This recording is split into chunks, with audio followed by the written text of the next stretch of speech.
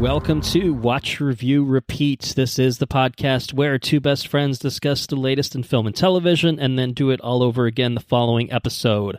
My name is Colton Brown. Joining me for part 2 of 2023, a year in review, is Mr. Andrew Meadows. We've made it to part 2. We've made it. I think I said as much at the end of part 1. We usually do this very differently. We usually sit in our man caves for 5 hours and crank it out. We crank it out. But we're doing things a little bit differently here. We made a responsible decision to end things with part 1 and, just find a point in which to cut it off. And so that's what we did. We just had too much to get through. I think it was just about midnight when we pulled the plug. And so we've reassembled ourselves to finish things up, to talk about everything that we didn't get a chance to talk about in part 1. And let me tell you, there's still a bit to get to. So I think that we made the right call. I feel better than I did. You probably feel better than you did, if I may, speculate as much. I feel more energetic recording. Right. Yeah. At 6 o'clock versus... going into midnight. It's a little different, and I think that the overall end result should be a net benefit to the quality of this episode. At least we hope. Absolutely. So at least to our health, for sure. Definitely for our health. Good for sleeping patterns, all that good stuff. So what do we have on tap for part 2 of this episode? So many things. We have a few things to get to. We have a great many things. Some might say. One, Emperor Palpatine might say. But there's no Star Wars movies to talk about. We already got our Star Wars shit out of the way in part 1. Got to put it in somewhere. But yeah, we're too big of Star Wars fans to not find places to stick it in there somewhere too. So we have our technical awards. We have a lot of technical awards to hand out. We've kind of covered our miscellaneous film awards to end things on part 1. And so now we've got our technical awards. We've got acting awards to hand out. We've got our honorable mentions. We've got our top 5 films, and we've got a little bit for the listener's corner as well. So lots to get to on part 2. So let me ask you: Are you ready to get back into it? Yeah, let's do it, man. I'm excited. I've been looking forward to this conversation all day. All right, so we are going to pick things up in part 2 with our technical awards. And we're going to kick this off with a couple music awards. Best original score, first of all. Since we're starting clean, do you want to go? You want to start us off here? Yeah, I'll go. All right, go for it. Original score. There were some good scores in here that I thought about. Such as Godzilla -1. Really enjoyed that score. That's a good one. Such as bum bum bum. Yeah, classic, just classic score. You know what I mean? Mm-hmm. Sure. That's immediately the first one that I can think of. I ended up going with good old Ludwig Göransson. Ludwig Göransson, or sometimes known as Ludwig Göransson. I don't know if I said that right either. Ludwig Göransson. Well, he will forever now be known as Ludwig Göransson. Almost like a very good Tyrannosaurus Rex. Tyrannosaurus Rex. What did he score this year, though? I don't even know. He scored a little film called Oppenheimer. Oh, okay. That was that other movie that I was thinking of, was The Creator. The Creator was another one I was thinking of with Hans Zimmer. I think Hans Zimmer scored that one. He sure did.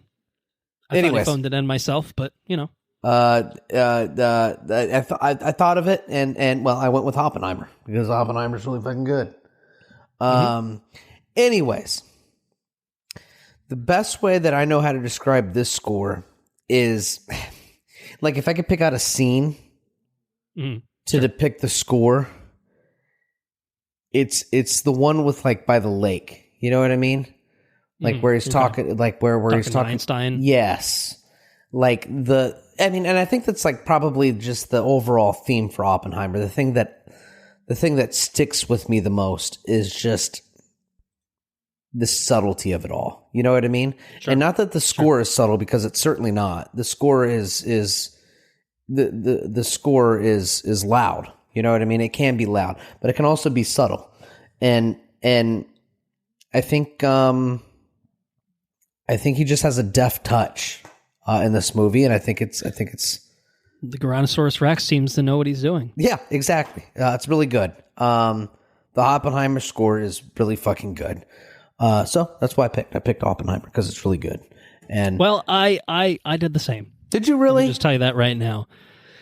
That little guy, man, he just crushes it year in, year out. I mean, I don't know if it's getting old calling him out for his, incredible work, but he is just, he's kind of like a modern John Williams almost at this point. Yeah, for sure. Yeah, just fair. And like, we'll need the test of time to see if his scores will be as iconic and recognizable. Maybe he turns into Hans Zimmer, Williams. and he turns into he's Hans Zimmer in Hans Zimmer's heyday before he stopped doing anything except Dune. When Hans Zimmer does Dune, he cares. When he does anything else, he cares a lot about fucking Dune, because that's really good. It's good that he cares about Dune. If he phoned in on Dune, that would make me very upset. That would make me upset. Let's put it that way. But Ludwig's work on Oppenheimer is, this to me is one of, honestly, I would say the few films this year where the score stood out in the moment and has stood out since. There's a lot of movies that I've watched where, the score didn't detract from it. Honestly, you mentioned The Creator. The Creator is one of those movies where I thought the score was bad. The score was distractingly bad at it. Huh? Because Hans Zimmer was just recycling his same dumb bullshit that he does when he's not paying attention to a movie and needs a paycheck. This is obviously not that. This is the kind of score to me that, like, I'll put on if I need to, like, not that I'm doing a lot of this these days, but like if I'm studying or if I'm doing research or if I'm like writing and stuff, this is the kind of thing, like I think of it like almost like The Social Network, like the Nine Inch Nails, Atticus Ross, Trent Reznor Social Network. Like it's kind of in that vein where like it kind of goes in between these quieter moments and then it gets a little bit more bombastic, obviously, as shit is popping off in the movie. And it just feels to me so, I don't know, just so grand in a lot of ways. Well, it just complements grandeur, the film so beautifully. But then, like it's when it's subtle, it's interwoven to just the nuances of the characters. You know what I mean? Yeah. No, I think it's something that just complements its movie really well. And I think that's obviously what you want out of a score. I like a score that stands on its own, that I like enjoying on its own. But this one really, really enhanced the experience of watching Oppenheimer. Mm-hmm. So I think that's to its credit. Shout out to Daniel Pemberton, who did the Across the Spider-Verse score. I think that's another one that's really, really good, and like really just you listen to it, you just feel the moments of that movie. And then the late Robbie Robertson's work on Killers of the Flower Moon as well. Something we didn't talk about when we talked about Killers of the Flower Moon was the score. But good. I do think that it was good. It was definitely a standout part of that film as well. So I think it's worth recognizing here. Atticus, gotta give it to the Finch, Tyrannosaurus Rex. Not Atticus Finch, Jesus Christ. Atticus Ross. Trent Reznor, Turtles, right? Did they do Turtles? Oh, well, I know that they did Killers or whatever. The Killer, right? Yeah, and I didn't get to watch Netflix that, one. So maybe that's a movie that I wished I watched that it didn't. I'm pretty sure they did Turtles as well, though. I could be wrong. I don't remember the score in that one. I do remember the score of Oppenheimer, though. So there's that. Exactly. That's maybe the test. Do you remember it? Does it stand out? All right. So the other music one we have, one that I don't think we've had every year, but we've had in the past, is Best Original Soundtrack, which obviously is distinct from score. This is not original music composed for the movie, but these are either songs made for the movie, curated for the movie, that sort of thing. So to me, there were two contenders here. To me, this was either Guardians of the Galaxy Volume 3, the Awesome X Volume 3, or a little movie called Barbie. Now, maybe there are other things in here that stand out that maybe would be worthy of consideration here, but for me, it was down to those two. I agree. I gotta say, this might have been the hardest category for me to pick a winner in, because they're both really good. Like there's a lot of things here that are really, really good. I think Guardians Volume 3 obviously is a great curated thing. Barbie's soundtrack is, a lot of new stuff. And so, I don't know. Like, it's hard because Guardians Volume 3 is like oh my God, they put fucking Faith No More in a Marvel movie. How can I not pick that on one hand? And then Barbie is like... Because it's up against Barbie. They got Lizzo, Dua Lipa, Billie Eilish, Tame Impala. Like, fuck, man. Like, that's pretty impressive. So, I picked Barbie. And I own the vinyl to Guardians of the Galaxy Volume 3, and I don't own the Barbie vinyl. Maybe I need to rectify that error. But I picked Barbie because, there's one thing about Barbie that put it over the edge for me. One thing. Which Do you know what it is? I'm just Ken. Yeah. That's actually, it's funny you say that. It's the reason why I picked Barbie. The original songs in this movie. Feel the Kenergy. Yeah. The original music in this movie is... And it's like all original music. Like, I mean, that whole soundtrack, like, it's all artists they got to fucking make songs for this movie. I mean, there might be other music in the movie itself that is not original for the movie. I mean, if you're talking about Barbie, the album, like the soundtrack, it is all fucking artists that made shit for this movie. And, like, no disrespect to Guardians, because obviously some incredible artists' songs on that, but, like, I don't know. As a curated soundtrack, right? Yeah. So, I mean, it's hard to go up against... compare with, like, the amount of fucking people assembled to work on this. Like, it's crazy. I can't think of anything like it. No. And it's all... they're kind of all bangers. You know what I mean? And they're all bangers. They really are all bangers. For this movie. Yeah, I mean, I think... Well, plus Push, put the cover of Push by Ryan Gosling is also a classic. On the fucking beach. But yeah, I mean, what? Who else is on the Barbie thing? Nicki Minaj. Okay, whatever. Ice Spice, Charlie XCX, Sam Smith, Haim. Like, man, like it's an impressive group of artists, just to say the least. And like you said, there's some bangers in there. I mean, I think Billie Eilish's "What Was I Made For" I think is getting a lot of the recognition awards wise. But I gotta say, the "Dance the Night" Dua Lipa song, that might be my banger. That's fucking good, right? Dua Lipa's got it going on. She's good, man. She knows. Like, Dua Lipa, she's got the perfect like Lizzo, disco funkiness to her fucking stuff. Lizzo's, yeah. I mean, they know what the fuck they're doing. Stuff, Those man. two girls are fucking divas. They're awesome. You know what else is pretty good? Fucking Barbie. Barbie's just pretty fucking good. That's pretty good. It's a pretty good movie. Yeah, and we'll talk about it. But yeah, maybe we'll see. Original soundtrack, I give it to Barbie as well. Barbie's good. That's tough. I mean, the Guardians Volume 3. You got Radiohead, Heart, Space Hog, Earth, Wind and Fire, Faith No More, as I talked about, Alice Cooper, Beastie Boys, Florence and the Machine, Bruce Springsteen. Like, man, that's a solid sound. But they've always had. But like, it's taken some bangers from them that we know are bangers and putting them and adding not to discredit the soundtrack. I think the soundtrack really complements obviously those scenes in that movie. Like, I think the Space Hog, ooh,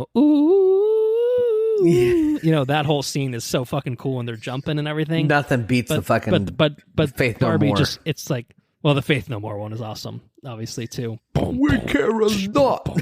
Yeah, so fucking good. Both are so good. I don't think I own that. I don't think I have that vinyl. I think I'm gonna. Maybe we need to buy both of those. This is like picking a favorite child. Not that I have children, but I imagine if I had children, this is what it would be like. It's like, who's your favorite child? Different qualities. Depending on the day, I might feel differently. I might be be really feeling some Faith No More one day versus another day where I'm feeling Dua Lipa. So I don't know, but I had to go with Barbie. I don't know if I feel good about it still, but that's what I picked. I picked Barbie too, so it's okay. I do feel good about it, but I do want to buy the Barbie vinyl, and I want to get a nice hot pink version of it too. Holy shit! Yeah, I said it. They have the Barbie version, and then they got the Ken version. Oh, okay. All right. What are you gonna get? It's ridiculous. It's just a ridiculous fucking thing. This Barbie thing. Anyways, exclusive cotton candy edition. I'm gonna get a fucking Amazon. I'm getting in the weeds. Buying it on air. You doing it? Okay, great. Perfect. Nailed it. All right. All right. Should we move on here to we talk go. about some screenplays? No, you're still looking at Barbie. All right. No. I'm good. I got out of there. I had to get rid of the distraction. Best adapted screenplay. Well, we could do adapted. We could also do original screenplay too. Oh yeah, Whichever skipped one. Do first. Best original screenplay. Best original screenplay. I think this might be your turf. Now. Is it my turn? I don't know, but it is. I'm saying it is. Well, therefore, it is. Well, best original screenplay. This one for me was a little difficult. Watch some good. I watched some good options here. I think so. I watched.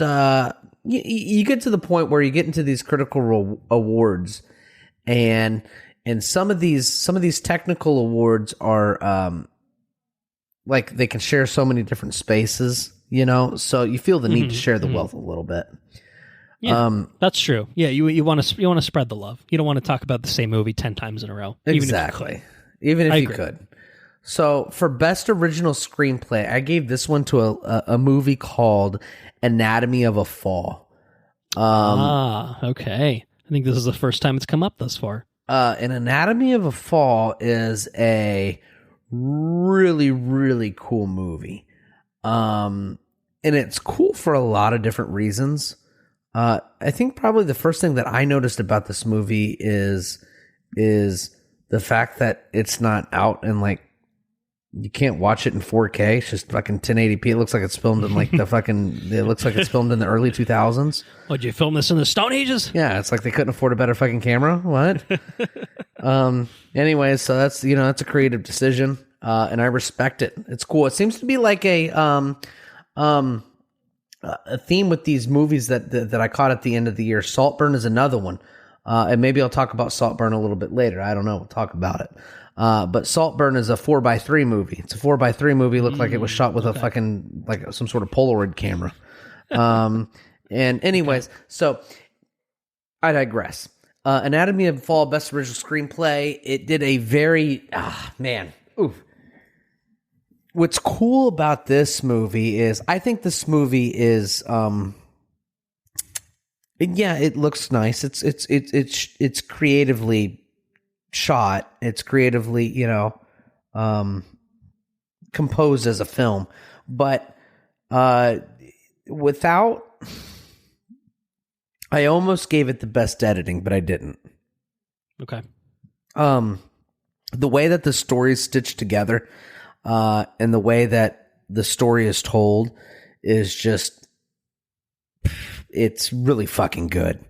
And I think that, there's because it's a courtroom movie, I think first and foremost, but so much of the movie takes place outside of the courtroom.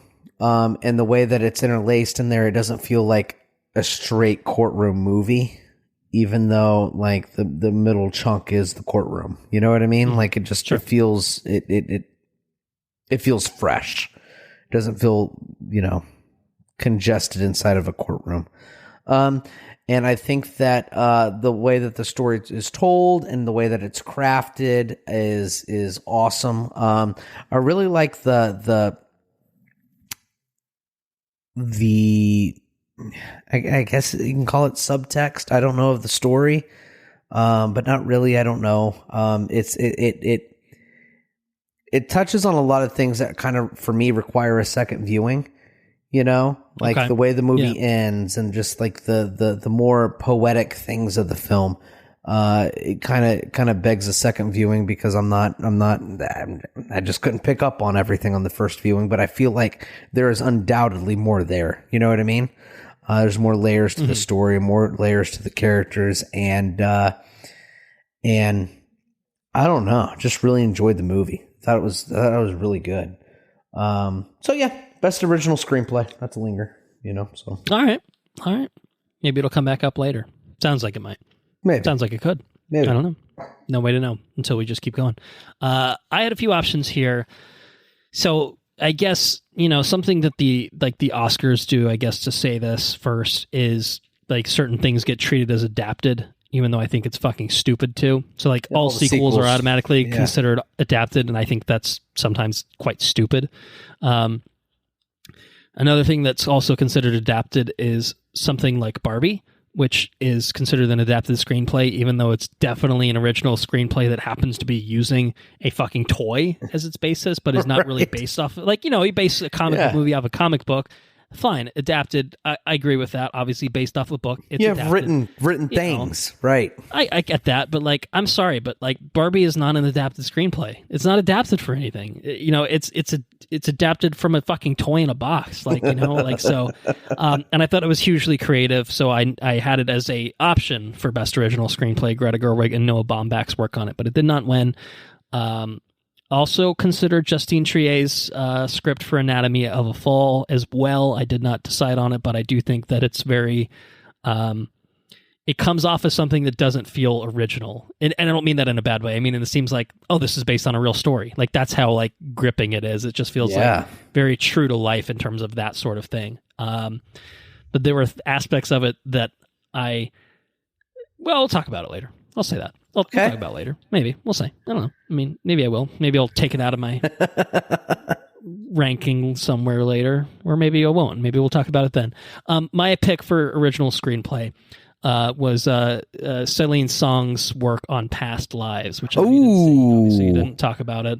But I thought that this was a really, really real script. Really real, like, emotional depths to the characters, I think, in this script. And I think it's a fairly simple kind of movie, but powerful almost as a result of that. Okay. And so, I mean, this isn't a spoiler, but basically, and you may very well be familiar with the general premise of it anyway.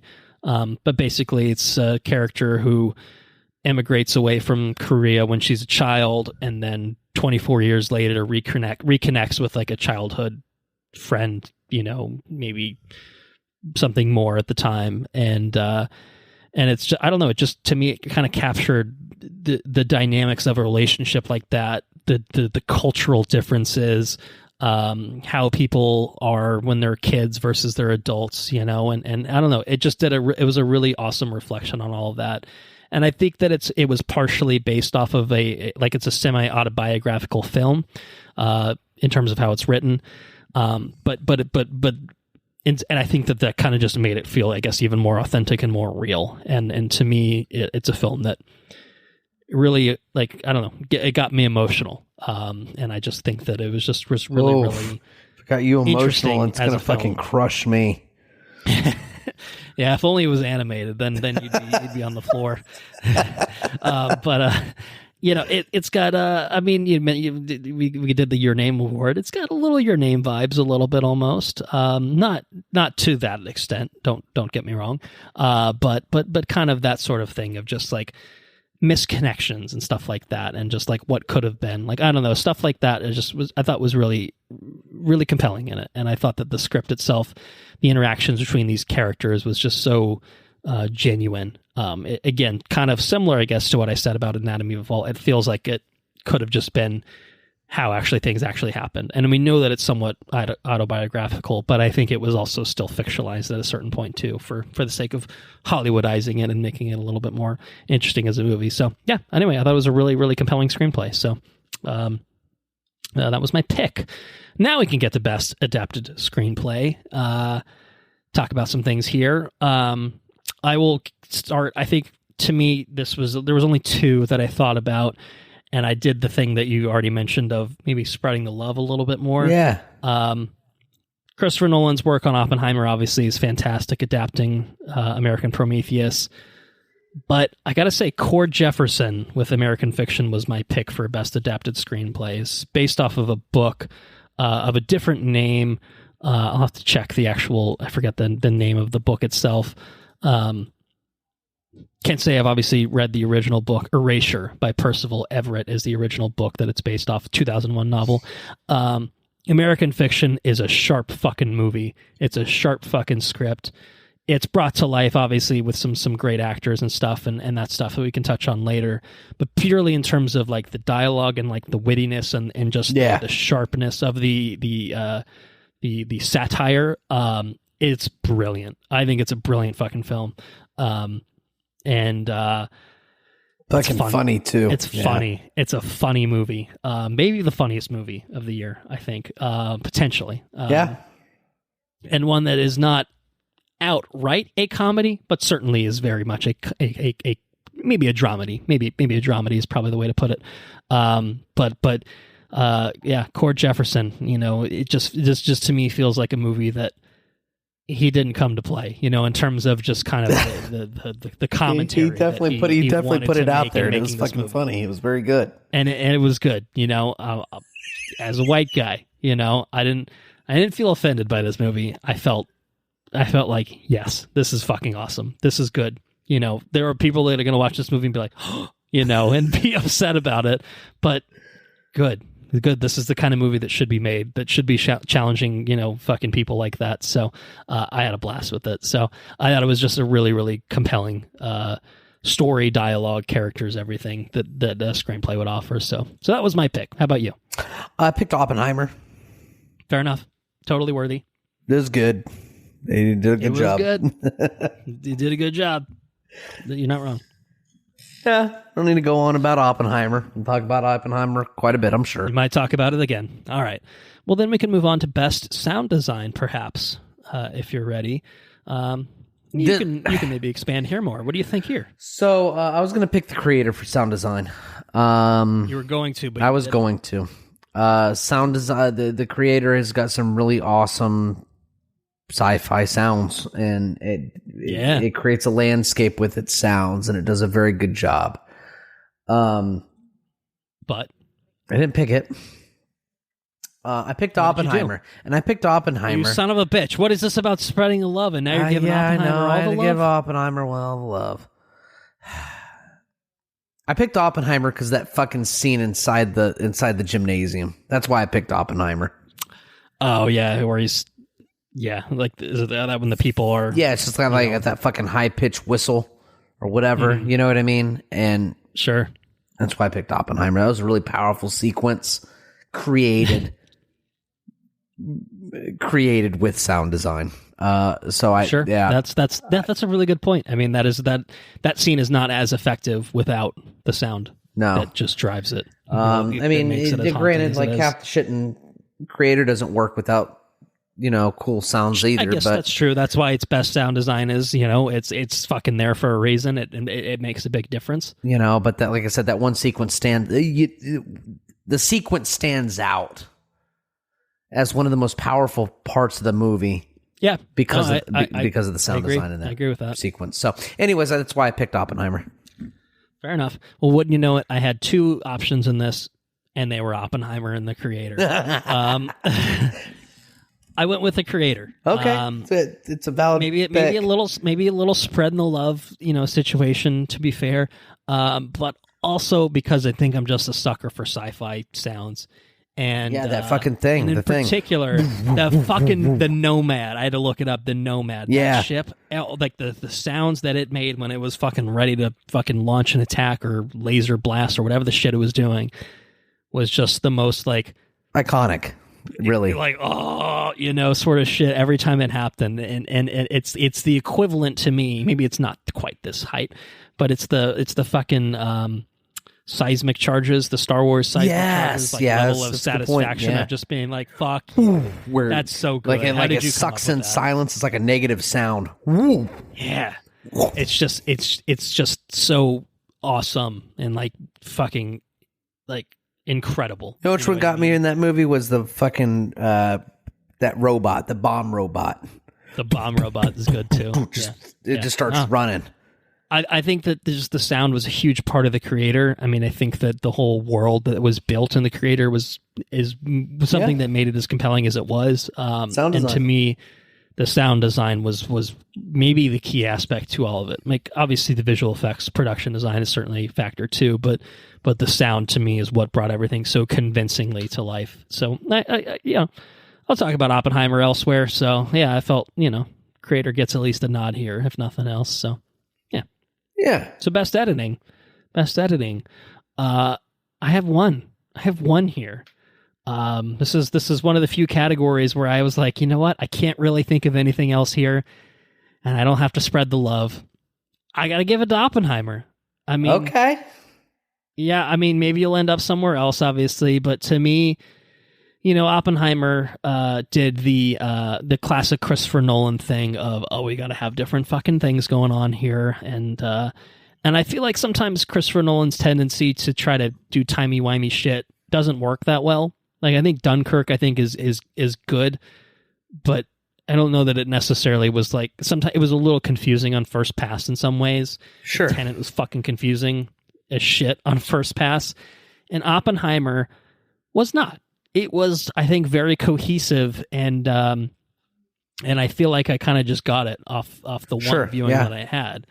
And I felt like for something that, and it elevated the storytelling in a big way. Definitely. Like, it has very clear, visual devices to tell you this is a time versus this is a time, aka black and white versus color, sorts of things to kind of denote different aspects of what the film is telling you.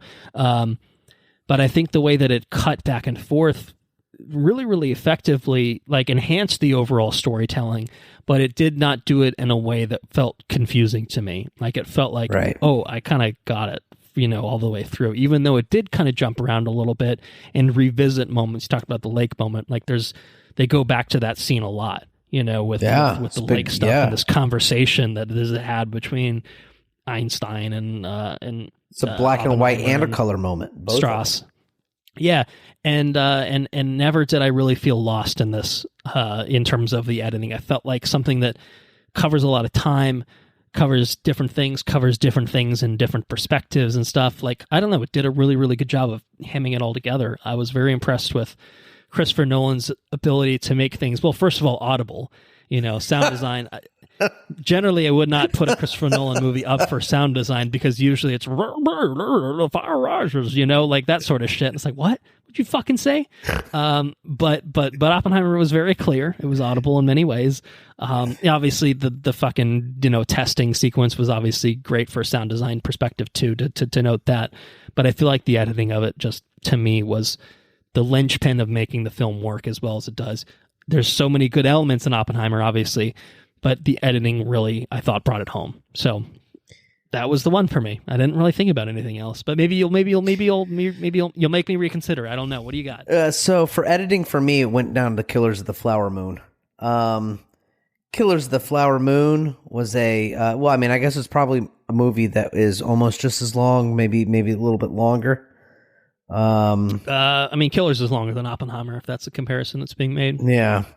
By a bit. One's sub 3, one's a bit over 3. So okay, yeah. So, it's a long movie. If you can make a movie that's that long that you really can't cut a whole lot out, that's true. That's a good point. It's not necessarily boring. There's no points where it's just like, cut an hour out, we're good. No, you can't cut any of it out. You couldn't do that. And then not only that, but then you've stitched it together in a way to where it's compelling to where you don't really want to get up. Sure. It's a you're selling me a little bit. 3 hours. Change my mind, but you're selling me. It's a 3-hour ride. Sure. That's a good point. No, I agree. It's tight. Because full well that if you ended with 3+ hours worth of content, that's tight, you had a shit ton of content that you had to cut, surely. Right. Sure. You know what I mean? So, by virtue of that alone, that you were able to stitch together 3+ hours, to make a compelling film, not just a compelling film, a very well told story. Like, it's told in such a way that it's powerful. It's a powerful movie. And you gotta give the movie praise, because it's a powerful movie. It's well done. And so, yeah, I gave it best editing. So right. I gave Oppenheimer some praise already. It's got 2 categories before. Now you're spreading the love. I see. Yeah. Well, we're just spreading the love in different ways. That's all. All right. Well, should we spread some love into a new category? A new category invented entirely for this episode here? Maybe a category that we're calling Best Stunts? Best Stunts. Yeah, we can do Best Stunts. Yeah, let's do Best Stunts here. This is something I think that a lot of people have been pushing to be part of the Oscars is, let's get a stunts category going, because it feels like a why wouldn't very you? underappreciated side of Hollywood is, so many action movies and sometimes I guess non-action movies have incredible stunts, and these are the kinds of movies that aren't necessarily going to be the same movies that are being nominated for Best Picture. Like if you're lucky, you get one crossover thing of something with best stunts that gets nominated for Best Picture, but everything else, it's like a talkie sort of shit, An Oppenheimer sort of thing gets nominated for Best Picture. An Oppenheimer isn't necessarily about the big stunts that it has. It's about a big boomy thing, but it's not about the big stunts, you know what I mean? So, Right. So let's talk about the best stunts, aka, as we could call this category, what did Tom Cruise get up to this year? That's true. And I'm not saying that Tom Cruise has to win it every year, but He wins it most years. He did drive that motorcycle off a fucking mountain in Mission Impossible: Dead Reckoning Part 1. So I guess we could, fucking 10 times. He drove that motorcycle off the mountain. He drove it off the mountain 10 fucking times. That's true. He was flying fucking, jets last year, and now he's jumping off, And the year before that, mountains. or several years before that, he was hanging on the side of a fucking plane. Hiding, side of a plane, climbing the Burj Khalifa Yes. once upon a time. About, we're going back almost 15 years now, but Tom Cruise, he's insane. He's going to space at some point. He's supposed to make a space movie where he's literally in space. That'll probably win, but that hasn't happened yet. The best stunt is this fucking dude went to space. That's nuts. But yeah, but best stunts. Is it Mission Impossible or is it something else? What do you? I don't know where we're at, but what do you think? It's not I think Mission Impossible. I'm going to say for it's me. your turn. What is it then? For me, it's got to be John Wick rolling down those fucking stairs. Yes, it's 1,000% John Wick rolling down those fucking stairs. That dude rolled down those stairs so many times. It was 5 minutes of just fucking filming, rolling film. I mean, gets up 150 bruises easily, different spots of his body because he's just rolling down these fucking stairs and bouncing around in these horrible ways. It's nasty business, man. But yeah, John Wick Chapter 4, best stunts, because it's not just the stairs, mind you. No, It's all of it. You got the Hotline Miami sequence. Oh, you got the yeah. fucking Arc de Triomphe sequence where he's fucking bouncing around, having a fucking thing with cars driving around, Yeah. circle around him. What the fuck was that movie, man? John Wick Chapter 4 was one of the most ridiculous action movies of all time, Easily, in the yes. best way possible. I mean, just pure fucking insanity, that movie. And no disrespect to Tommy driving a motorcycle off of a fucking cliff. Which was, don't get me wrong, that's which was pretty awesome. cool. And the thing that we forgot about is not only was he jumping off that fucking thing, he was parachuting into a goddamn train. Although I think that might have been a little visual effects enhanced, to be fair. Right. But John Wick Chapter 4 was like every 20 minutes was the most ridiculous fucking set. It just kept one-upping itself. The whole movie. The Continental in Japan, like all the John Wicky normal John Wicky bits could probably win in a given year, where it's just fucking insane feats of gunplay and all that. The choreography, This went above and beyond with like everything that it fucking did, up to and including the fucking stairs. It's like It's John Wick Chapter 4. It's like when you're in the writing room and you're with your stunt guys and whatever, and I think they might be on drugs when they take that, when they do this shit. Definitely. At least some weed. I mean, if nothing else, just, hey man, what do you think about this? That's fucking cool, dude. We should do that. That's cool. Let's see if we can get the stunt guy to do it. And the stunt guy's not smoking weed. He's snorting The stunt coke. guy is fucking stone cold sober, and they're shit. I don't know if we can do that. You know what? Hey, accept it. bro, I'm gonna can we make a kick way. you off these stairs? Find a way. But like a flight of stairs? No, like 1,000 flights of stairs. No, I'm talking about the longest stairs in the world. They're like, you think when the stairs are done, there's another flight. And then when you think that, oh shit, this guy might be fucking dead, another flight. He's going down them again. We have like 5 stunt guys that are willing to fill in for you, just so you know. So we'll just wear one guy out and throw another one down the stairs. Oh, it's crazy. Oh, man. Anyways, yeah. So John Wick got it for me. It was Bonkers. It was fucking bonkers. just a thing of beauty. Just a thing of beauty.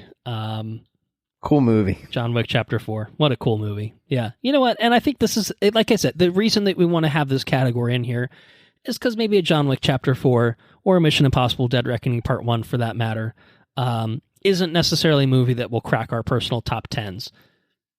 Doesn't mean it wasn't fucking cool, though. Maybe they will. Maybe they won't. I'm not speaking for you. Maybe I'm somewhat speaking for myself. But goddamn if they weren't some cool fucking movies with some cool fucking shit. Even in Dead Reckoning, the driving when they're handcuffed bit, awesome. You know what I mean? So, good stuff. Anyway, let's move on to our next category. A good one. Best visual effects. Ooh. You know, and I think that I don't know where we are in terms of order. This will be a recurring theme of this one of forgetting where, you know, whose turn it is. But I think last year, 2022, like Avatar was like, of course it was Avatar. Yeah, there was no real debate. I think this year's a little more interesting. Yeah. I think this year, to me, it was two that I kind of came, you know, that I struggled with a little bit. How about you? You know, absolutely. It's who did the most with the lowest budget. Correct. It was, do we pick the creator? You know, do we pick the creator, you know, or do we pick Godzilla? Something that hasn't come up so far. Godzilla -1. So I'm curious to see if we agree on this.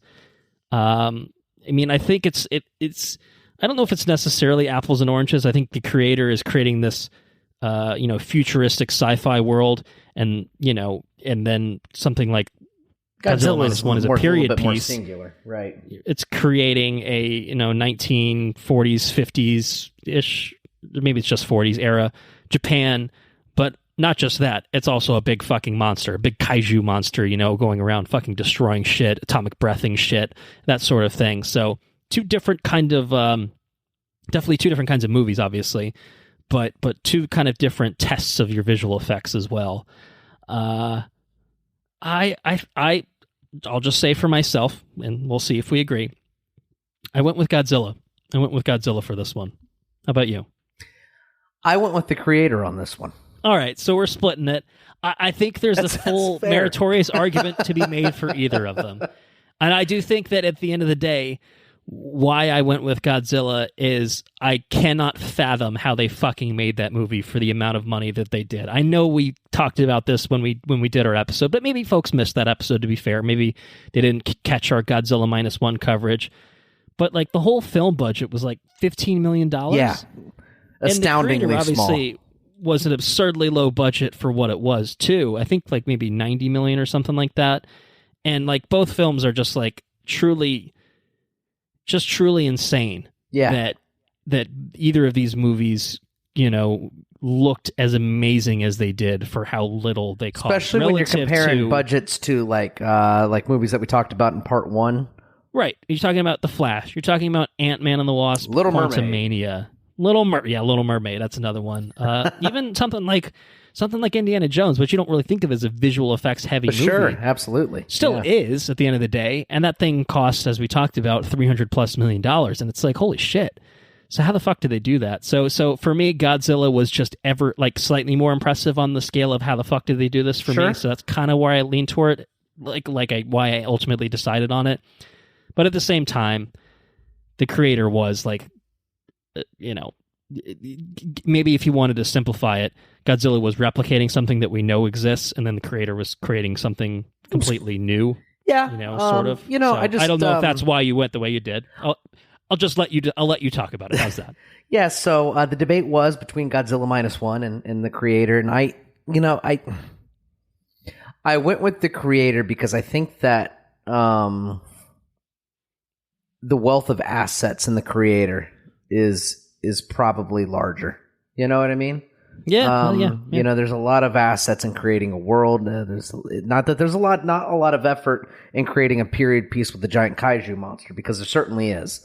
And then on top of that, re-releasing the movie in black and white with totally different editing and everything else. It's true. You know, it's a whole nother thing. But the creator in Godzilla -1 was there, but in the I had to find a reason to give creator some nods, and Like I said, I think the wealth of assets warrants giving. It does have a larger budget, quite a bit larger budget than Godzilla. Which some of that may not have necessarily gone to just visual. I don't know. I don't know how. I'd love to see the breakdown. I would for both of these imagine movies. that a large portion of it didn't go to special effects, right? Sure. Because you got some major actors in there. Well, that's what I'm saying. You know, I think with like something like The Creator, this is a Hollywood movie. For Hollywood budgets, it's extremely small.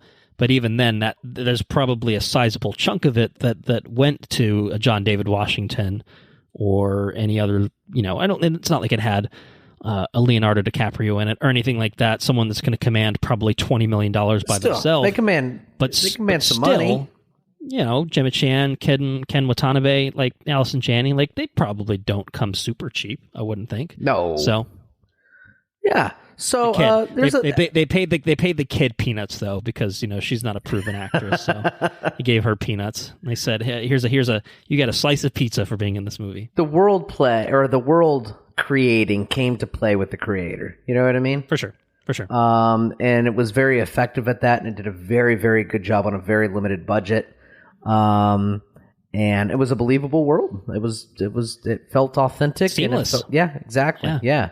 So I mean, just even the I don't know if they're called synthetics, or if that's a Mass Effect creeping into my brain, but just, you know, how they have like half their fucking head missing, and they look and feel like real people. Yeah, it's people just, on the face, like, and it then, was like, just holes in their head. Yeah, yeah, like that. When you can see through someone's fucking head, and it doesn't look like janky or off or anything like. In the sense of scale. The scale. We know that. I mean, that's a Gareth Edwards staple. You know, I guess it's kind of funny. I didn't really think about it, but we have Gareth Edwards himself, a former Godzilla director. Yeah, up against Godzilla. With the 2014 Godzilla, you know, going up against the new iteration of Godzilla, the Japanese Godzilla. I think American Godzilla versus Japanese Godzilla, I guess. But yeah, pretty neat. Anyways, yeah. So I gave it to the creator. You gave it to Godzilla. Hey, I think it's a fair split. It's a good. I think this is good. They honestly.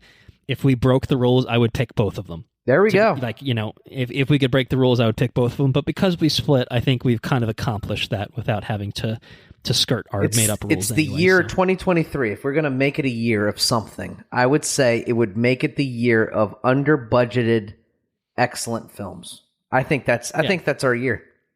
Small budget, excellent films. It can't be done with less. Yeah. Well, I think that this is actually... this conversation, this part of the conversation actually puts us in a good place for the next category, which is best production design. And I did not go with the creator here. Maybe you did. I don't know. But I do want to shout out in this category. The creator did an amazing job of realizing this, very cool, interesting future world. I thought it did like the production design of it. I thought was fantastic. So this is definitely worthy of mention here. To just again keep that as a through line. But I went a little elsewhere here. I thought about Killers of the Flower Moon, which I think and maybe in the same ways that I was thinking about Godzilla, period piece, creating a period piece. It's impressive. The costuming and everything just felt very authentic, and and maybe. I guess we don't actually have an award here. If there was best costumes, maybe I would give it to Killers of the Flower Moon for Robert De Niro's goggles, but I couldn't do that. Yeah, right. I had to go with Barbie for best production design. Oh, no way. know. Did you really? Yeah, because I'll tell you what. The way, the regular real world stuff in Barbie is pretty standard fare. Nothing too crazy there. But all the Barbie world aspects, the Mojo Dojo Casa House, and Mojo Dojo Casa House, all of it was just like it was a toy set brought to life, and like the coolest fucking way possible. Like so vibrant, so pink. But everything about it was, I don't know. To me, it just felt like it really truly felt like a toy world brought to life, and in a way that I can't recall ever seeing anything like it. It was so devoted to this aesthetic, and it was just so interesting to see it. It wasn't like integral to the story. And I guess to be fair, since I brought up costuming, I almost feel like I lump in costuming with best production design. Of course. Like I feel like we might have done best costumes separately in years past. Now that I think about it, probably when Black Panther movies come out, so we could usually talk about the costumes in Black Panther and probably Wakanda Forever. Yeah. I don't specifically remember if we have. But I think it's always been. I think it's always been. I feel like it's always been. Production design is lumped in with all that, you know? Yeah. And so I just think, you know, from that aspect, like the costumes in Barbie were incredible recreations. The fucking roller skates down the beach. Roller skates, just the colors, and then seeing those characters in full Barbie get up in the real world was such like a funny clash of aesthetics. So anyway, yeah, I don't know if it's outside of the box to pick this. It's probably not. I don't know. I don't actually know for a fact. I could speculate that Barbie was nominated for Best Production Design at like the Oscars or something like that. Not that we're the Oscars, obviously, but I don't think it's like a crazy far-fetched out on a limb sort of pick or anything like that. But I don't know if it's necessarily what. I was going to say I don't know if it's what you were what you were expecting. I picked it. I think it's a wild. You picked it, so fuck it. You know, it's so creative. Yes, exactly. Wildly creative and just executed to perfection. I don't think there's any other way to put it, you know? Don't get me wrong. If you're making a Barbie movie, I don't think you could realize it in any better way than this, in terms of just the look of it, at a minimum, right? Exactly. I mean, don't get me wrong. You can pick your period piece movies. There's you know, I don't think we got anything like Guillermo del Toro, like, you know, moving pieces like he puts out as far as like production design. In that way, not to say that Barbie is to compete with that, but usually if he puts out a movie, usually that's something to consider. You know what I mean? Because he just nails every facet of the world that he's trying to build. But much in the same vein as Guillermo del Toro, I would say that the production design in Barbie is right up there. I mean, it's of the same merit. You know, just every facet of the design makes the world more believable and more entertaining. Honestly, I mean it's, you know, usually production design, I feel, plays like into like drawing the audience into a world. You know what I mean? Mm-hmm. Like the creator, we're gonna have a science fiction world and we're gonna do this and that, and it's gonna pull the audience into putting them into this place. And we were put into Barbie, but at the same time, it played an integral role in entertaining us while we watched it, right? Like the house that they were in was a place that Sarah had when she was a little kid, you know? Mm-hmm. And just like you said, it's bringing these toys and stuff to life, which, you know, I didn't play with Barbies, but I imagine if you did, I imagine it elevated the film in a huge way. But at the same time, even though you and I didn't play Barbies, we adhered to gender norms or whatever that are, they know, whatever. I played with G.I. Joes. Because we're fucking cool, you know. We're boys, man. We're cool. I had Marvel Legends, you know. I had Marvel Legends, actually. But you still knew what Barbie looked like. Hell yeah. You still knew like the design of the doll and everything. It wasn't some crazy foreign concept to imagine what Barbie was, you know. No, and like I said, I think it elevated the movie in a huge way. So I think it's hard to pass on Barbie. Honestly, I think it's I stand behind my pick of it being pick of the year for production design. I think it's well, I do too. A consensus pick. Feel strongly about it, actually. So the next, we've had a couple so far. So next category, best cinematography. This is one I get passionate about. I get real passionate about this. I was gonna say almost exactly the same thing. I feel like this is really kind of your turf, where you know you start to feel strongly about certain things. Yeah. Well, I'll give it to you. You have the floor. So I caught this movie, and I feel bad because when I built my list, I was actually at work. So while I look up the actual cinematographer of this film, to give proper credit and stuff. To give proper credit, because I feel like it was pretty good. Okay. At work, we have been short-staffed. We have been short-staffed because we had to get rid of 2 of our office staff, which takes our 4 office staff to 2 office staff. Not enough, probably. Definitely not enough. And needless to say, I did this. I tried to be prepared. Usually I'm lacking in my preparedness. But this year I tried to be prepared for this. And Proactive. That's right. And I built my list without putting any people's names next to the movies that I picked. So I don't know what you picked. Otherwise, I don't know if it's a movie that I saw necessarily. So I may be able to help you. I don't know. I hope that you did watch it. But maybe you did not. And if you didn't, I don't know. Allow me to sell you on it. So I picked a film called El Conde. Not see it. You did not see it? No. Okay. No. Well, the cinematographer of this movie is Edward Lackman. Edward Lackman is, and we're doing this live, he also did, let's see if he did anything I know of. I really don't recognize any of his other movies. He did Aaron Brockovich. Okay, so he's been in the biz for some time. Yeah, he's since 1974. Okay. He's done a considerable amount of documentary films. I wonder if he did that one. There was one movie that we actually watched it together on Fireworks. It was awesome. He did not do that one. He's done some short films and some television. Anyways, I don't recognize anything. That he's ever done. This is career defining then.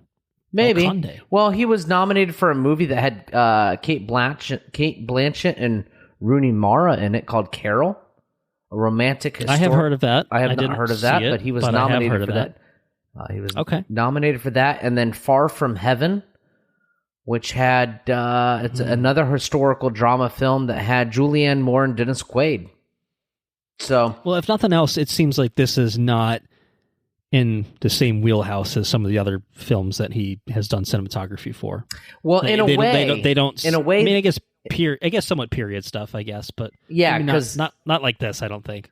This film is El Conde is to quote Wikipedia, it's a Chilean black comedy horror film, and it follows it makes one of the oh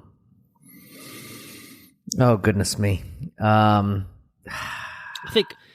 think we did talk about it briefly. Did we? I guess wouldn't be the last episode, but our Echo Killers of the Flower Moon double feature episode. I think you talked about it and you're catching up, but I don't know if you had I think you hadn't finished it. You were like, I don't know, an hour in or something like that. Well, I went back and I finished checked it in at that night. point. I assumed as much. Yeah. But to be fair, you could have picked it for cinematography regardless of it. But anyways, yeah, it's Pinochet. It's Pinochet, but what if he was a vampire? Pinochet, yeah. Kind of? So I didn't know who Pinochet was. So that makes it much more cool. You know what I mean? I can look up this guy. Oh, this guy is an actual historical figure who was really a piece of shit. Oh, let's make him a vampire.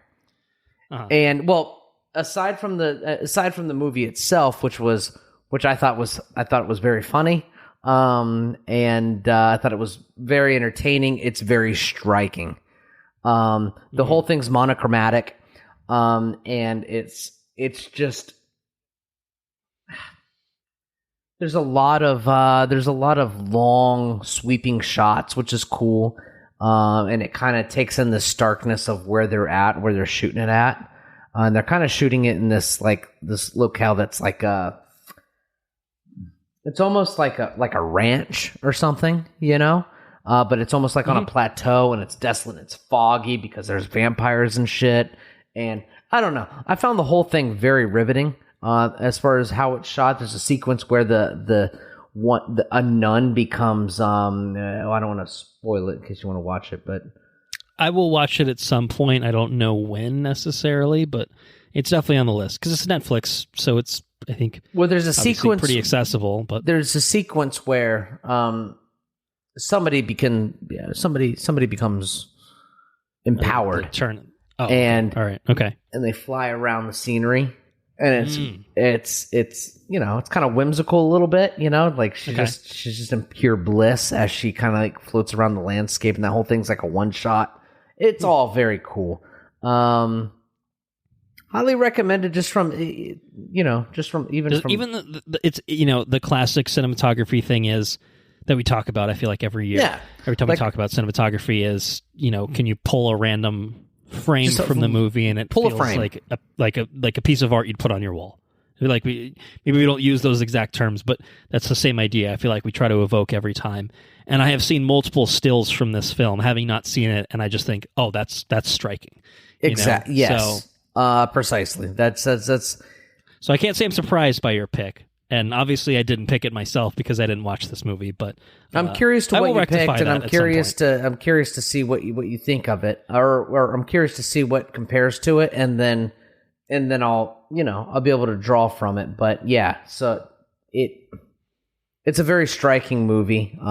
There's some really, some frames are better than others. I think that in years past, I think there's stronger picks for this category. But I guess get into my side. I kind of felt the same way. There's a lot of obviously well shot films. Like there's not like the good films that we have this year aren't like poorly shot or anything like that. But I didn't actually have the one big standout.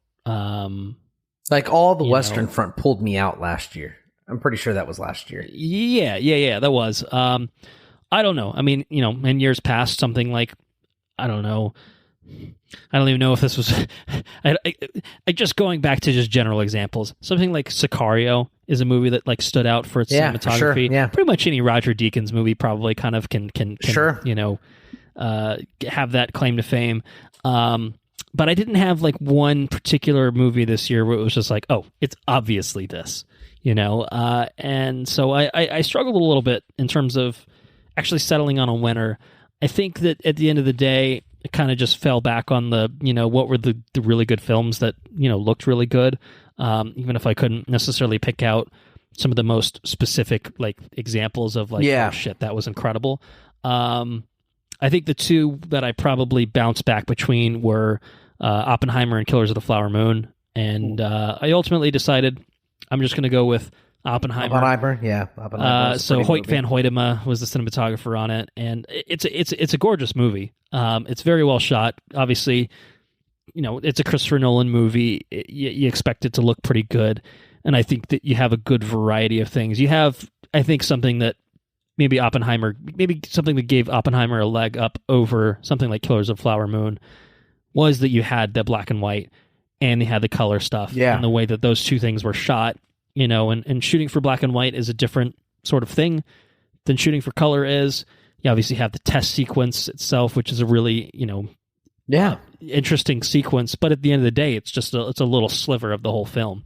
And you're using cinematography to be your storytelling device, which is huge. Right. And there's a lot of intense, I think, like close-ups and stuff, because it's really a story about a man, about Oppenheimer himself. And I feel like, I don't know, I think that the way it was shot was impactful in telling the story that could have been shot in a fairly flat sort of way that maybe makes it a lesser film. Absolutely. So I think that 100%. even if it's a little more subtle than some of the picks that we've had in years past, I do think that it's certainly worthy of praise for sure. A strong selling point for it overall.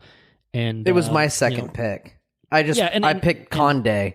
Because I thought it was a little. I thought it was just. It'd be more striking, It's more striking. It's a little bit more. It's more of an artistic movie to do that again. But I think Hoyt van Hoytema is a cinematographer who is now basically the regular Nolan collaborator. They're going to do good shit together. He did Nope. He did Nope last year, which was I don't know if it necessarily won for either of us, though.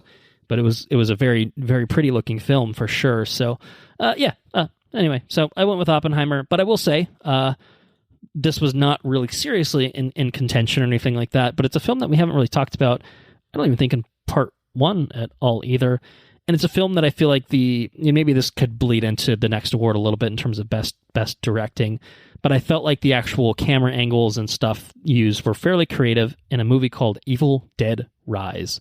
I just think that was for a movie that takes place in an apartment building. That was this year. Yeah. 2023, but for a movie that takes place 90% in an apartment building, I I thought the way they used like the eye hole camera was really neat to see out in the hallway. Yeah. The way that they kind of played with the deadite woman kind of looking in and stuff like that. I actually thought that was all really creative. And then of course the fucking title sequence of that movie, I think is a really beautiful shot too of the deadite possessed person shooting out of the lake or whatever, and just like it's a cool moment in the movie. But I feel like I haven't watched that movie so. Since it came out. I haven't either, but it stuck out to you. If nothing else, that is one movie that to me has things that stood out about it. So I could have picked it here. I just don't know if, on the whole, if I could say that the cinematography is necessarily better than something like Oppenheimer. That's probably not necessarily true. But it had some iconic stuff in it too. It did a lot with a little. So, we should create a new category for the part 1 of this episode. Okay. Called right, best opening card or open sequence or title card or whatever. That could be fun. What I mean? All right. I like that idea. I'll when I'm editing this, I will note that for future reference. We should, because there is. Because it probably win for that, is what you're saying. Yeah, I would say it would definitely win that. It's definitely a very memorable thing. But then there's other movies that come to mind. It's like, oh, that'd be cool to compare all the different title cards for these movies, because it's a huge thing. Really sets the pace for the whole film. But anyway, good call out. Mm-hmm. Someone that might set the pace for the whole film, because the directing goddamn thing is who we're going to talk about in our next award, Best Director. Tough category this year, I think. A lot of really, really good contenders, I think. So I had to consider a lot of people here. I think directing obviously was one of the most important, perhaps the most important job of making any film. You're kind of the conductor of every aspect of it. So it's about having a vision and finding the people to execute that vision, whether it's from behind the scenes to in front of the camera to collaborating with, a cinematographer. Within the budget you're given. Yeah. And obviously, yes, you might be restricted in some ways by things that you're doing. So, I didn't actually have them on my list, but you just literally said that, and now I feel like a big old dum-dum for not including them. So I'm gonna say some honorable mentions that I'll say. Number 1 being probably Takashi Yamazaki, who maybe is who you picked. I don't know, for his fucking work on Godzilla -1, because he not only directed the movie, he also wrote it and I believe did some of the visual effects for Godzilla -1, which is ridiculous. That's an absurd thing to do for any one person. But good on him. Very well-directed film, Godzilla -1 is. But the ones that I had pre-written in, so I'll acknowledge them. My outside-the-box pick is James Gunn. I think he's not my pick. I'm just saying as a shout-out. I think he did a really nice job with Guardians Volume 3. Getting a lot of performances out of talented people that he's brought on board. He's a director that has a singular vision for things, and he knows the way to go about doing it. And so I think that certainly is something that's worth noting. Martin Scorsese, Killers of the Flower Moon, impeccably directed film. I may be more kind on it if he hadn't decided to insert himself in the end. We talked about that already. I don't know. Conceited fuck, that guy. Yeah, Marty. Yeah, what do you think? You think you're a good director or something? As if you've only won one Oscar for The Departed. It's not like you've made any other good films, have you? He didn't only win one Oscar, has he? Just one, which is absurd. As no a way! Conversation to be had. Wow. At least that was his first, but I think it might be his only actual win. I think he's been nominated like 10 fucking times, but I believe he's only won once. And wow, as good as The Departed is, I don't think it's his best. But not the point, perhaps. Alexander Payne for The Holdovers. Some great performances, and maybe we'll get to that very shortly. But the two that I had to break it down to, I ultimately did not go with Greta. I did not go with Greta Gerwig for Barbie, despite me wanting to, or at least being very tempted to. I thought she did a really great job of obviously taking a toy of Barbie and making it into the grand, vision that Barbie became. But at the end of the day, Christopher Nolan, Christopher Nolan he just knows what he's doing, and I think that Nolan's work on Oppenheimer is among his best, perhaps even his best. What he did with Oppenheimer, you have obviously a ridiculously stacked cast. It's I think it's an interesting, obviously, subject matter of Oppenheimer, but I think that the way that he handled all the aspects of the production, to me, again, I think that, I didn't give Oppenheimer best sound design, as we talked about, but which I think includes sound mixing. But I think that it's worth saying that Nolan has acknowledged the things that maybe, I don't know, sometimes he gets a little self-indulgent with things, and I felt like Oppenheimer, to me, wasn't that. I was just so kind of impressed with, I think, all of the aspects of it. I expected it to be, obviously, a pretty somber movie, thematically. But I just think he did a really good job of making every aspect of it interesting. So, I don't know. Look, we're going to talk about Oppenheimer later. I think Nolan did a really incredible job. It's not to say that all of the people that I already mentioned didn't do an incredible job. I think everyone did an incredible job. But I had to pick one, and perhaps me picking Nolan is just a reflection of the fact that it just feels like Nolan has refined his craft, which is already so impressive. He was already top of his game, and then this just showed that, he's still got more tricks in the bag. So anyway, I did go with Christopher Nolan for Best Director. Now I'm done rambling. How about you? Where'd you land on Best Director? Those are all very compelling arguments. I did not pick Christopher Nolan. Okay. I didn't think I kind of got I don't know. I'll stop talking. I think Oppenheimer is a tour de force film. Mm-hmm. I do think that Christopher Nolan gets what Christopher Nolan wants in Hollywood. I think he gets the actors. And this was with the new studio too. This was with Universal. But yeah, it was probably carte blanche of, you're Christopher Nolan. What do you want? You get who you want. You get everything. Yeah, you're right. It's not doing a lot with a little. It's doing a lot with every resource imaginable. Exactly. It's like a very fair enough. It's a very good way to put it. It's a good point to be made. Not to disparage his, the accolades that come with the film, because it's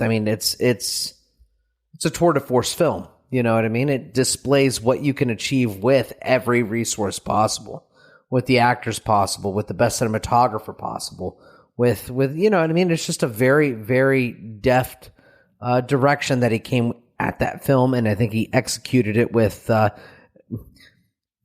quote a video game I can't remember the name of, but executed Darkest with Dungeon? Yeah. Yeah. Executed with impunity. Exactly. You pulled the words right out of my mouth. Yes, executed with impunity. He did it. It was excellent. Sure. But someone else executed with impunity. I think that guy. I think that guy's Gareth Edwards. I think. Okay. I think the Godzilla director. I think he did an excellent job too. Okay, but and we'll talk about it a little bit later.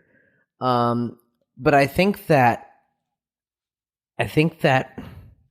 he created a world, and while it stands on the shoulders of films before it, you know what I mean? I don't think it didn't blow my socks off in originality or anything like that. The third chapter didn't blow my socks off, but I think that, as a film that, can pull, has a budget large enough to pull, your major Hollywood actors and actresses, and to create something wholly original.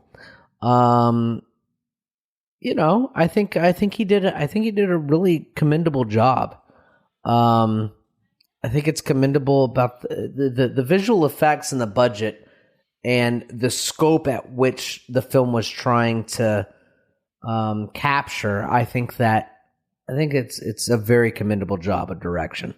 I really thought you were going Godzilla -1. The way, I don't even remember what the words you used before were, but it felt Godzilla in that direction. Yeah, I don't know. We might talk about Godzilla a little bit later. You know what I mean? We might talk about Godzilla a little bit later. Maybe we will. That's true. That's true. Well, but spread the love. I think director. I think Gareth Edwards. I think Gareth Edwards coming from the original Godzilla, or not the original Godzilla shit. Coming from Godzilla 2000, not Godzilla 2000. Shit. Godzilla 2014. 2015. Right. Rogue One. Rogue One being the, just the creme brulee, I think, of Star Wars. For Star Wars films, I think he killed that movie. To this, I mean, this is an original sci-fi project. I really think he took it in a really awesome direction. He did it with a limited budget, and I think he executed. I think there's a lot of viable, options for this pick. Your pick being probably the number one. I also think that Marty's movie is pretty good too, but look, the movies I mentioned will come up again. So yeah, the people directing them, we're going to talk about the movies. I think Gareth Edwards is a commendable director. I have an idea for a project. What's my budget? Your budget's $90 million. Okay, I'm going to make it as the best I can, and I think he fucking nailed it. So that's my pick. Gareth Edwards. I stand behind it. I'm not questioning it. I didn't see it coming. God damn it. That's why I'm standing behind it. Anyways. All right. So it's time to move on to our acting awards. It is. These might get a little hot. So first acting award, best supporting actor. Think it's going to get a little contentious? Is that where you're at? Maybe. I don't know. I don't know. We'll see who you picked. I'm curious. We might come to blows over this. Is what you're saying? Maybe. We're gonna through the get screen. real upset with each other. I'm going to throw my laptop off this desk. Maybe. I don't know. Well, I think it's your turn to start. So. All right. So there's a lot of supporting actors in the movies that we've watched this year. That's true. Probably, arguably, in every single film we watched. A great many supporting actors. A great many, indeed. But I picked one who has maybe a little bit of recency bias. I picked one that made me laugh every time he was on screen. I picked one that is kind of different than every time I've seen him. Okay. And my pick is Sterling K. Brown in American Fiction. All right. Every time I saw this man on screen, it was funny. He was fucking funny every time. He just nailed it. He's like, I found a lover, or whatever he says whenever he's snorting fucking pills off the countertop and shit. Yeah, he's just, I don't know. I really enjoyed his performance in the movie. I think he elevated the film in a big way. I think his performance elevated, what's his name? Fuck. Jeffrey Wright? Jeffrey Wright. Yes. Okay. I think Sterling K. I know someone that didn't win Best Actor. I think Sterling K. Brown's performance elevated Wright's performance. And I think that, I think that the movie is a whole lot less without him in it. Okay. Yeah, and sure. And I found it. Like I said, I found him profoundly entertaining in this role. So yeah, pick Sterling K. Brown. Sterling K. Brown. Who'd you pick? I had three contenders here, none of which was Sterling K. Brown, who I did think was very good in American Fiction. So I won't disagree, but it is not who I was picking amongst. So my runners up, Ryan Gosling and Barbie. Okay. Incredible. Ken. I mean, what an incredible Ken. Notch. Awesome stuff. Gosling having the time of his life making this movie. It was very clear on screen. Great performance. Flip side is someone on the more dramatic side. Charles Melton in May December. Thought he was really, really good. And this is kind of one of those things where it's like a surprising performance because my frame of reference prior to this was Charles Melton being in the cast of Riverdale. Is this is this her husband? Yes, this is the husband, the the child that was raped. He was left real fucked up. He was real fucked up.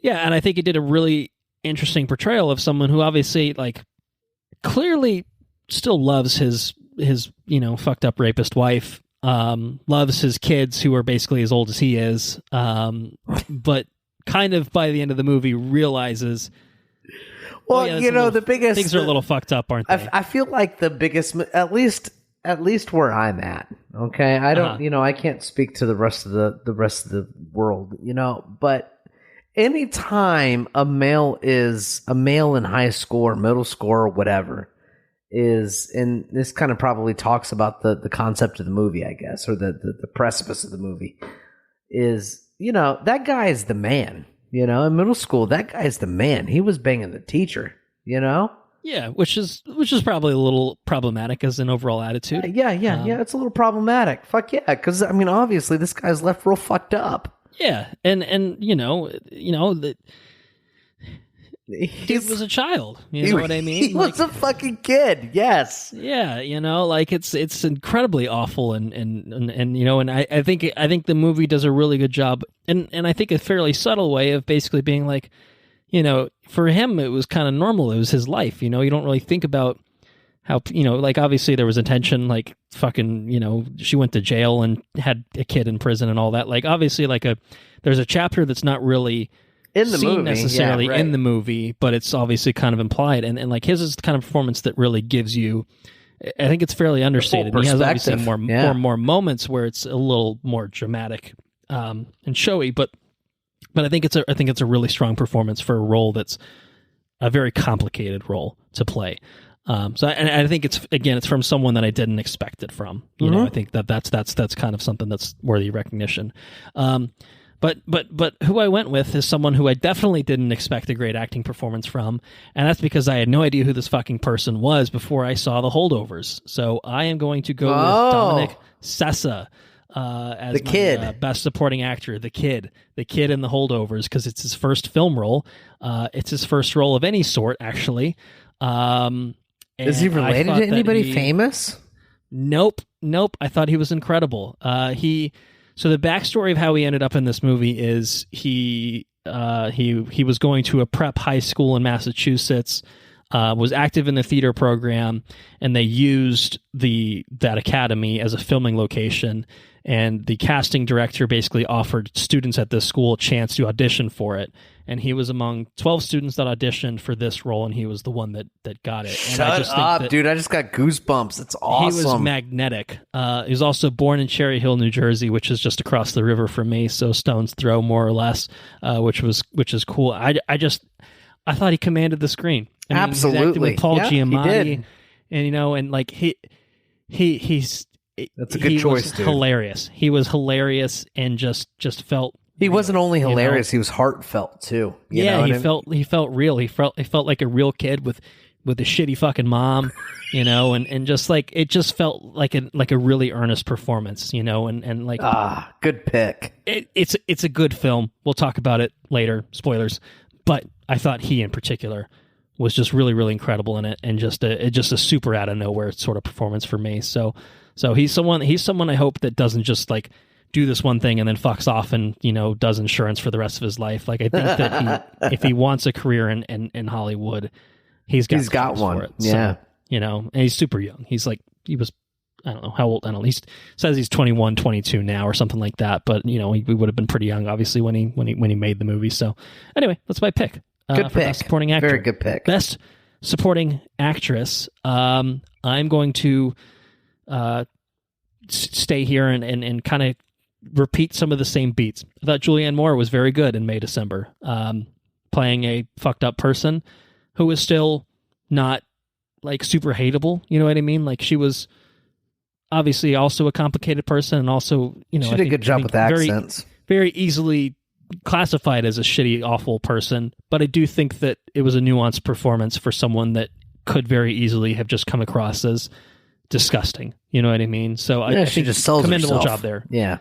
Yeah, right. And that's kind of who she was, right? Obviously, exactly. So So I think really good job there. But my pick is Davine Joy Randolph for the holdovers as well. I'm doing a supporting actor sweep for the holdovers. I don't know if I've ever done that, but she played the cafeteria manager, the chef, Mary Lamb, in the holdovers, and her whole storyline in the holdovers is really kind of gut wrenching. She lost a son, before the events of the movie, and so she's just someone that has had a lot of trauma in her life. She's also, this is her first holiday black alone. woman, working in the 1970s and around a bunch of fucking white people. Like I think that at a it's white a film that it's comments right, yeah, like every kid at that institution is fucking white. You know what I mean? So except her son, who went to her son, who went and then went to the war and died in the war.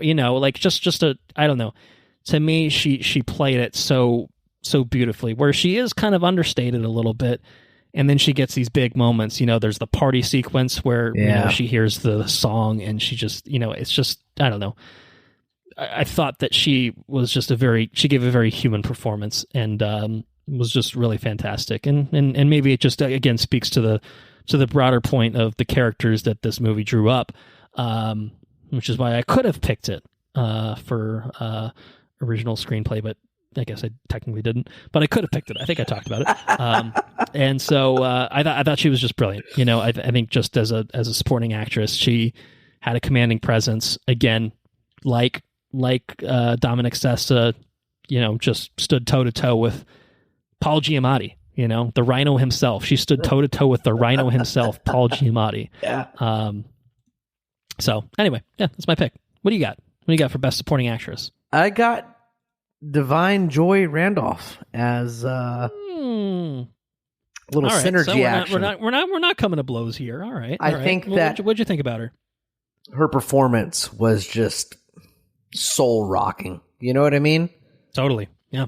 Her first holiday without I didn't say that, but yeah. Her first holiday without her son. She was just a totally believable character of somebody that is just putting in the work. She's just sad. She's fucking sad, she's dude. Sad all the time because but then not. But you get the sadness.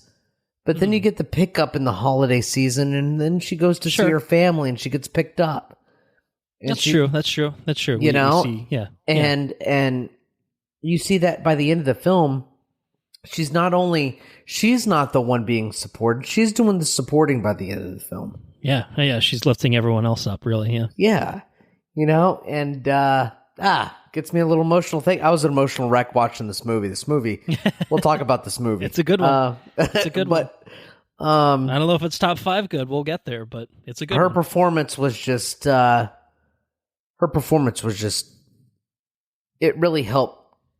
It really helped etch out the frame of the film. You know what I mean? And I'll talk about that a little bit later. But she came in as a background character as a cafeteria worker will be. You know what I mean? Right. And she's put on a pedestal by Paul Giamatti's character. And it's just such a good performance. It's such a believable performance. And it could be applied to, 1970s or whatever when it takes place. But just as somebody that puts in the work day in and day out, and then they put themselves in the positions for the betterment of their family. The only reason she's working at the school is for her son. And then her son passed away, and then she still comes in and delivers day in, day out because she's got nothing else to do, and she's probably got to work for a living too, so. Exactly. I mean, that's what I mean. It's not that she doesn't have anything else to do. She has to do something, but, she finds herself stuck in this place. And what's commendable about her character is that she perseveres through the problems that she's having. You know what I mean? Sure. And I don't know. It was a really good performance. I really enjoyed it. So, Davine Joy Randolph. Who do you have for best actor? I'm going to kick it right back to you. I think it's your turn. To tell me who the best actor of 2023 was. I picked Lazy Eye Paul Giamatti. Ah, okay, all right. for Best All right. Actor. I hear he smells like fish personally, but I It's guess got a if serious that's not a problem. disqualifying factor. It's the triglycerides or whatever the fuck, Was it the eye thing? Was it the eye thing? Was that what got you? It was the eye thing. It was cool though. I mean, you can throw it toward the director. You could do that. But he's believable as an educator. He's believable as a sad man by himself too, though. You know what I mean? Yeah. And man, just as he's just, I don't know how to describe his performance. It's curmudgeon, but then it evolves. Yeah, super curmudgeon. It's about breaking down his shell, that he puts up. I'm exactly a cantankerous fucking history professor, and and you're all little shits or whatever. But there's maybe some depth to him. If you absolutely are willing there's to pierce a tremendous the amount exterior. of depth. Yeah, and as he, it's a really good. It's a really good script, because as he explores his curmudgeon, everybody kind of breaks everybody down in this movie. Mm-hmm. Mm-hmm. Everybody has their own walls, and everybody's stuck in a position that they don't necessarily want to be in. And as the season progresses, they all begin to break each other down. Mm. And I think it really makes that was Sarah and the dog. I think it makes for a very special experience. I think that this movie, we'll talk about it, because we're talking about Best Actor right now. Mm-hmm. And I think that I think Paul Giamatti crushed it as an actor. Yeah. It's a good shout. Don't let me linger too long. Okay. What do you think? I think Paul Giamatti is certainly worthy of consideration here. I did not pick him, but I think he's. Who'd you pick if you didn't pick fucking lazy eye Paul Giamatti? I could have picked Jeffrey Wright for American Fiction. Okay, I think he was great. Fair. Yeah, but that's pretty good. I didn't. I had to go with someone who I feel, and I'm looking at his resume a little bit. I'm like, well, maybe it's not entirely true. Someone who I feel like has gotten a lot of supporting roles and not as many lead roles as maybe he should. But now he got a big lead role and he fucking ate it up. Cillian Murphy, Oppenheimer. Yeah. He's got a lot of lead roles. That guy. He's got a decent amount. Danny Boyle recognized it early on, I think, is what I'm seeing. 28 Days Later, Sunshine. But Nolan hasn't recognized it until now. Let's put it that way. And he's I think a good actor. He really is. He's a great actor. He's good in everything. I guess he's got his own Peaky Blinders. I guess is kind of. I think he's a lead role in that. To be fair, but I think that nothing quite to the caliber of something like Oppenheimer, which I think he had to play Oppenheimer in many different iterations, including old man makeup. But that's probably not his best part. But I think from kind of the youthful optimist to the Oppenheimer very much within the Manhattan Project. To the Oppenheimer post bombs dropping, and recognizing obviously his impact on the world. I think he did an amazing job just bringing this man to life, this complicated man. Just I don't know. I think he brought a lot of range and nuance to this role, which I think is a great role for him to chew on. But I thought he was just fantastic. So I went with Cillian Murphy, I guess, so I don't linger myself. All right.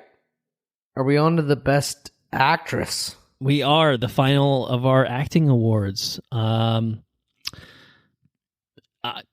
will be surprised. Well, I don't know. Look, I think this ultimately ended up being more complicated than I initially anticipated it would be, due to some, recent viewings and stuff like that. But I had to go with Lily Gladstone. Likewise. We're on the same page. I felt like it was hers to lose. I mean, just an incredible magnetic performance, just dominated the screen. I think, managed to outshine, a very frowny face Leo, and just she was just, she was just kind of a revelation. I mean, I think other than for me personally, I guess for you too, like if you're talking about like, I don't know, for me, for supporting actor, for supporting actress, for best actress, these are three performers that I'm like, I've either never seen them in something or I have never seen them like this, or, in right. sort of thing. So Lily Gladstone was just a revelation. She was fantastic in Killers of the Flower Moon. I thought that she just, I don't know, her character obviously it's a harrowing movie. We talked about it. Her character is kind of at the center of it all, just being the recipient of all the fucking horrible shit happening. And the way that she delivered her performance in spite of all, through all of the things that get thrown at her character. And I think even just like the shit, like, which I don't really think about as acting in certain sort of way, where she spends like, I don't know, like a fourth of this movie just absolutely on the throes of fucking death, basically. Like, just super fucked up by this How do you act poison that and way? insulin and shit. And it's like, I didn't really think about it, but she looked like she was going to fucking die at any given second. Like, I'm sure there's makeup and, and maybe ways to induce her sweating and stuff like that to make it a little bit more convincing, but like, it was convincing nonetheless. So I think that those moments like are kind of things I don't really think about in terms of like, oh, that's a great acting performance. But it is kind of part of it. But I think to me, it's like, it's the strength of her character in certain moments, like the critical moment, obviously, when she has that conversation with Leo at the very end of the movie is just like this like the sharpest moment, in the movie. And it's just something about her performance is just so good. That's why I picked her, right? Maybe it's why you picked her as well. I don't know. I'll let you. I have others that I thought about here, and I'll give them some shout outs, I guess, in a second. But I want to hear from you. Why'd you pick Lily? Oh man, from like the brinks of death to like joyous moments in life, to a devoteful wife, to a just independent woman, Mm-hmm. They're just sweepings, or they're like sweeping performances of that woman's life. You know what I mean? Like they just, I mean, she kind of encapsulates what it is to be her, and she does it and just, I mean, just in the best ways. I mean, it was a very, it seemed like a very realized performance. I don't know. I think, like commanding, but not showy either. Not showy. I mean? No. It was real subtle. It felt real. It felt like a real performance. She felt like a very real person. Yeah. So, I mean, I think that's the best way to put it. I think for her performance. I think so. So yeah. That's why I picked her. Fair enough. I'm going to shout him out. Margot Robbie, obviously, as Barbie. She's great. I couldn't shout out, I couldn't pull an Oscars and shout out Ryan Gosling as an honorable without mentioning Margot Robbie as well. My outside the box shout out for Best Actress is Caitlin Dever in No One Will Save You, because I think it's a really tough role. It's a basically dialogueless role in a dialogueless film, and she's the only real character that we get any sort of focus on in that movie, and she owned it. She was great. And the recency one that I thought maybe threatened, maybe possibly for you as well, was Sandra Hyler in Anatomy of a Fall, because I thought that she did an incredible job. She was the wife, the mother, put on trial in that movie, and I thought that she was a really authentic performance, one that just felt like a real fucking person. And I think that's that. At the end of the day, all these people felt like real people. I think that that's what there's a classic like show boatsmanship to like certain like acting, certain types of acting where it's very showy, like and I think that I appreciate things that are a bit more subtle. I did hear good things about Emma Things. And I did hear good things about Emma Stone and Poor Things, but I did not see it. Actually, I guess I probably would have said last episode, not this one. But I think that the Oscar race is a 2-horse race between Lily Gladstone and Emma Stone. So, you ready to keep plugging along? Yeah, we'll do it. We're done. I think we're done with acting. So I think it's time to. So we have one award before we get into our honorables. And I can't remember if we introduced it last year or maybe the year prior. Once Upon a Time, I think it was Best Foreign Film. I think I retitled it to Best Foreign Language Film this year and probably picked a poor year to do it because there's a lot of movies that are like mixed language kinds of things. But I think anything that has foreign language is like probably at least half the language spoken probably ought to qualify here. But, so I guess the point being, A Past Lives and Anatomy of a Fall could fall into this category here. But I went with something for myself. I don't know whose turn. I did it again. I forgot whose turn it was. I went with something here that was fully in a different language. Don't recall any English being spoken in a film like Godzilla -1. Same, dude. We picked the same movie. I thought we might. And I will say, and I don't know how you did your top 5 or your honorables or anything like that, its placement here does not preclude it from being mentioned again. I just think that sometimes this is a good opportunity to shout things out that American audiences probably may not have already seen or may not have even thought to see. Something like The Boy and the Heron, which we didn't see, right? And to remind people of things that we didn't see, could have fit in here. Obviously, too, could have been Best Animated Movie, could have been Best Foreign Language Movie. But Godzilla -1, man, just what a fucking awesome experience it was. I mean, it's obviously a horrifying film, and I think a film that does a really, really great job of just showing how fucked up things were. And it's a weird sort of compliment to something like Oppenheimer, where Oppenheimer is this American side of things to the development of the atomic bomb, and then Godzilla -1 is kind of like the original Godzilla, a reflection of what is life like in the wake of an atomic bomb being dropped on your country. It's really interesting because and Oppenheimer doesn't show that, really. I can't remember where I heard it at, but there was some sort of comparison being drawn between the firebombs that were blasted on Japan versus the atomic bomb. And the fire bombs that we blasted all over the place during World War II were dramatically more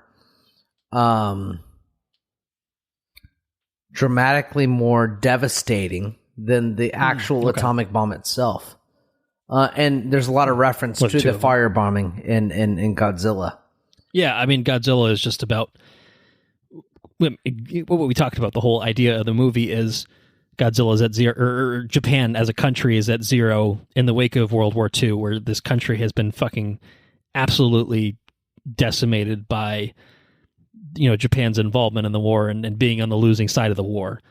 And then here comes Godzilla, this irradiated fucking giant monster who cares nothing of people and wants only destruction, more destruction, and that plunges the country into the negative, into -1.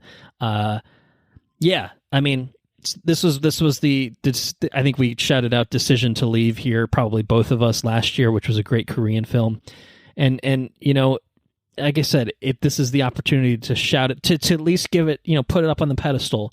Doesn't mean we can't talk about it later, but it's a good chance to put it on a pedestal and be like, hey, watch this fucking movie. Because Godzilla -1, as we talked about, because we did ultimately do an episode on it, was this opportunity to it was this movie that was like not just a great like post-war drama, but then it was a post-war fucking monster movie. Like it was a really good melding of what could have been two very different sensibilities or two different types of films, and it did it so effectively. Right. So, Godzilla -1, man. Yeah, we're on the same page. It's all in Japanese. It's all in Japanese, So maybe Boy in the Heron. You got to show up and read. I don't know. Maybe, right? We can't say definitively. Maybe we can. What we can do is we can start planning ahead for 2024, a year in review. The Boy and the Heron might be the winner of the Your Name Award or something, because we got to shout out a movie from the previous year that we watched. We could maybe think of it, as an option for something like that. But or the bonus. I think we talked about doing a bonus episode. We could always do that too, or both. We can do both. Nothing stopping us from doing both. But any other thoughts on Godzilla -1 for now? No, that's it. It comes back up again. Best I don't know. film. So, yeah. All right. That brings us to nearly the end of things. But we have kind of the big bad awards really left at this point. We've got honorable mentions that we'll get into obviously very shortly, and then we're going to do our top 5 films ranked in order. So let us start with some honorable mentions. I set up to 5. I don't know if you adhered to that. It's totally fine if you didn't. I don't really care. We're having fun. Do you want to start? Do you want me to give my honorables? How do you want to do this? Like, I think you did the TV ones first, but I don't really care. So I have a couple. Not quite 5. I just have 2 that didn't quite make 5. Okay. All right. Well, all right. then, So let's hear it. mine's real simple. I think Killers of the Flower Moon, I didn't give a lot of recognition to throughout the awards before. Mm-hmm. Sure. I think I gave it best editing. But I think that's about it. Really. I think Killers of the Flower Moon is a... Well, you gave Lily Gladstone best actress. I did. Yeah, that's true. That's true. I think it's a powerful film. I think it's important. I think it's incredibly well made, and I think it's incredibly well paced for the amount of content that they want to kind of pack in there. And I feel like probably for now that I review my top 5, I think that Killers of the Flower Moon didn't make my top 5 due to probably personal bias. You know? Okay. Because I don't think there's any denying any of the credit. I mean, it did everything exceptionally well. I don't think it did anything not well. You know what I mean? Yeah. I think that there's no denying any of the accolades that that people can argue that it has. Sure. Yeah. I think that anything that I'm holding above it is probably due to personal bias. It has a great director. The cinematography is great. The production design is exceptional. Visual effects. I mean, it's not really a visually effects heavy film, but what it has, it does well because you don't notice it. It's a great adapted screenplay, and the soundtrack is or not the soundtrack, but I would say the score. I'd say the score is pretty good. Yeah, I think it's your typical award film, and I think it deserves those awards, right? Sure. So yeah. Second honorable mention, yeah, would be The Creator. Okay. All right. So I think The Creator, it didn't do anything exceptionally original, right? Right. I think that it stands on films that are exceptional before it, right? So I think if we're talking about like humanoid robots and stuff, or I forget the word for it, but if we're talking about robots, I think that Blade Runner does an exceptional job of the humanization of those robots. I think that I don't think that we've had any like Eastern influences in sci-fi like we have had in The Creator. I think that's probably original, right? So like Buddhists and that sort of thing. Yeah. Maybe. Yeah. I feel like that's kind of an original direction from sci-fi in a major Hollywood production. But I think that what it did and what it sought out to do was exceptional. I think it was very good in that regard. So, I say Creator is another honorable mention, and El Conde was good in its comedic relief, in its I think it was striking visually, and I think comedically it was okay. I think it was it was pretty cool. Let's see what else I have in here. I thought you said you had 2. Now you're up to 3. I'm confused. No, it's a 3. Okay. I just want to make sure. Guardians of the Galaxy. Okay. Volume 3, sure. Guardians of the Galaxy did a good job of tying up a bow of a major, a lot of characters. IP. Yeah. And that's it. All right. That's it. Okay. All right. So very good. I scrolled up and that's what I got. So yeah, I gotcha. Everything I have else is top 5. Okay. Well, I'm going to give my honorables. I did fill it up. I filled it up to 5. But I think in years past, I've always been like, maybe I'll stretch it to 6. Maybe I'll stretch it to 7. Maybe I'll stretch it to 8. And, who cares? But I did manage to get it down to 5. And I think actually fairly easily, for a Poor Things or The Boy and the Heron being in here maybe would have been more difficult, but I did okay. I did okay with my honorables. And so something I haven't talked about, I don't think necessarily to this point in the episode, or at least I don't think I have, but something I definitely talked about in the first part of this 2023 year in review stuff is sticking the landing. It's a big deal. I think I flagged, I flagged it as a recurring theme, for kind of things I would talk about. And some of the films that I didn't quite let crack my top 5 were films that I think were really, really good, really accomplished, really good in some ways. But at the end of the day, they didn't stick the landing the way that I think they could have, or, maybe it's somewhat unfair to hold it against them in some ways. But they're what basically ultimately made me say, you know what, they're an honorable, they're not a top 5. So Barbie's one of them.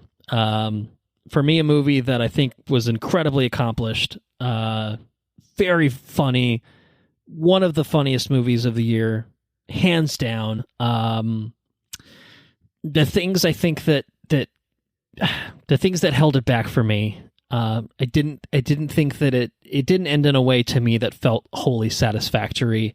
I guess something I probably could have flagged however long ago, since the beginning of this episode was, I'll say mild spoilers for everything that we're talking about, but right now, Barbie specifically, for anyone that didn't see Barbie, the 3 people in the country that didn't see Barbie, apparently.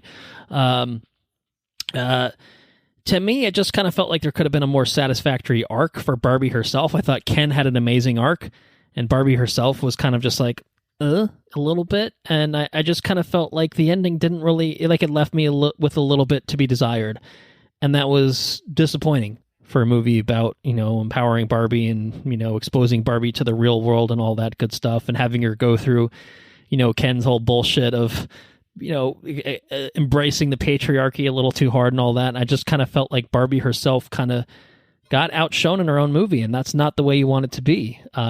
Maybe it's somewhat the point, but I don't think it was by design either. I think it was just a symptom of they didn't quite know where to take her character. They kind of lost the plot almost a little bit. And then the Will Ferrell, Will Ferrell he's good in small doses. He can be fine in things, but I just think that whole aspect of it was a little played out by the end of the movie. So I'm naysaying the things that I didn't love about Barbie, and the point of to make the point of saying this is why for me it's an honorable mention. It's a really, really great film. It's incredibly creative. I shouted it out in many other respects because I respect the hell out of it. Banger of a soundtrack, again, to loop back to that. Amazing production design. Greta Gerwig absolutely could have been the best director for me, but again, Barbie was just, it needed, I don't know, like 1 or 2 like little extra things, and I'm not saying that this is necessarily a shared opinion with everyone. I'm not saying I speak for everyone. I'm just saying for myself, obviously, it just didn't quite have everything that I wanted it to have. But it was damn close. It was damn close. And like the fucking the 2001 Space Odyssey stuff is obviously incredible.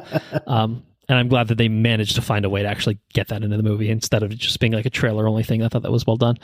My next honorable, Spider-Man Across the Spider-Verse. Yeah, it's a good pick. And really, and this is the one that I was like, maybe it's unfair to put it this way, but it's half a movie. I think that the way it ended was to be continued. And it's like, that's fine. That's fine. For like an episode of TV, it could be fine as a middle chapter of a trilogy. But until you have the final chapter, it feels a little unsatisfying. And this was very much a press pause, unlike something like Mission Impossible, which is not in my honorables. It's not in my top 5. But to bring it back up, from earlier, like it's a movie that, even though it was literally called Part 1, still felt like a fairly complete film, unlike your Fast X's that we talked about last episode, Part 1. Spider-Verse very much felt like a Part 2 out of 3 or a Part 1 out of 2, depending on how you look at the split. And I think that kind of hurts the overall enjoyment of the film, because it feels like there's not any resolution to anything, because there really isn't. By design, obviously, but at the same time, for incredible as that movie is, for 2.5 hours, it's kind of just like this is just a bit of it. So I loved what it offered. I thought everything that it offered was incredible. It's just until we see the payoff of it, I don't know that it's impactful.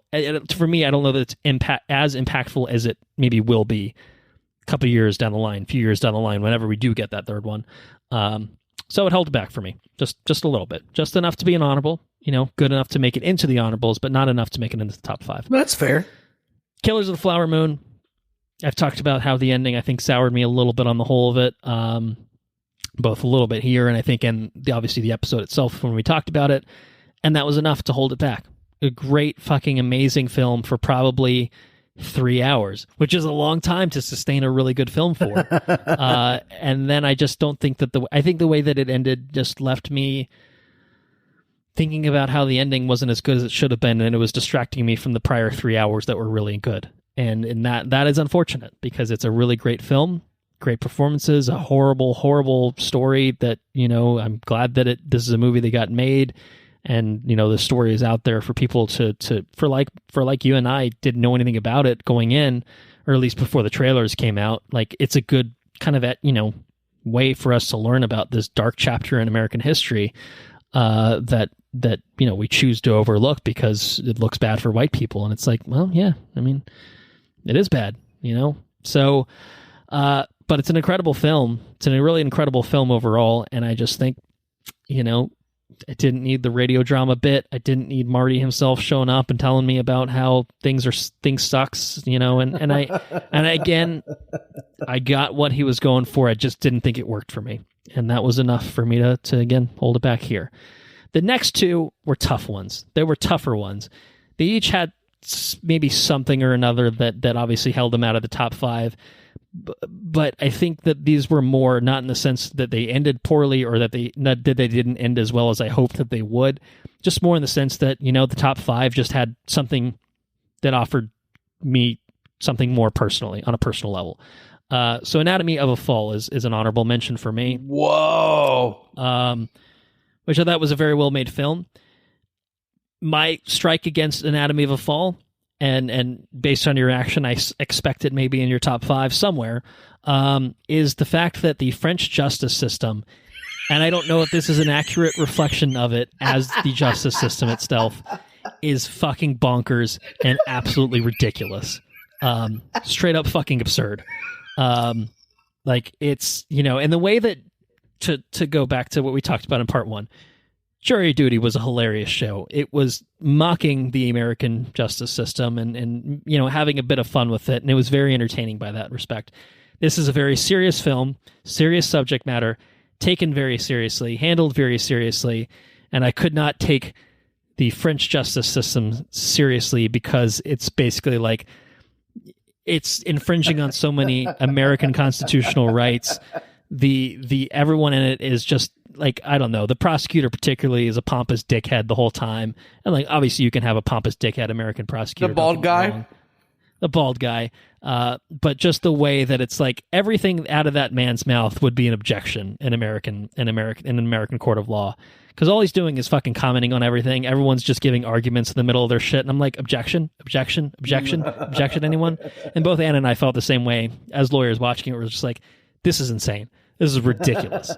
And it didn't even seem like it was intended in a way that it's like, oh, this woman is being unfairly bombarded, that sort of thing. Like she's being railroaded. Like it didn't even play that way. I think it's just maybe how their system is, where it's just like, hey man, everything comes in and You figure it out. And it's like, okay, no I don't know rules of evidence. I don't know That's about an you. interesting strategy. I thought it was Go interesting ahead. how the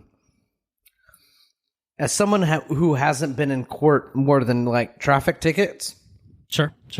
I thought it was interesting how the defendant was behind the I guess her lawyers.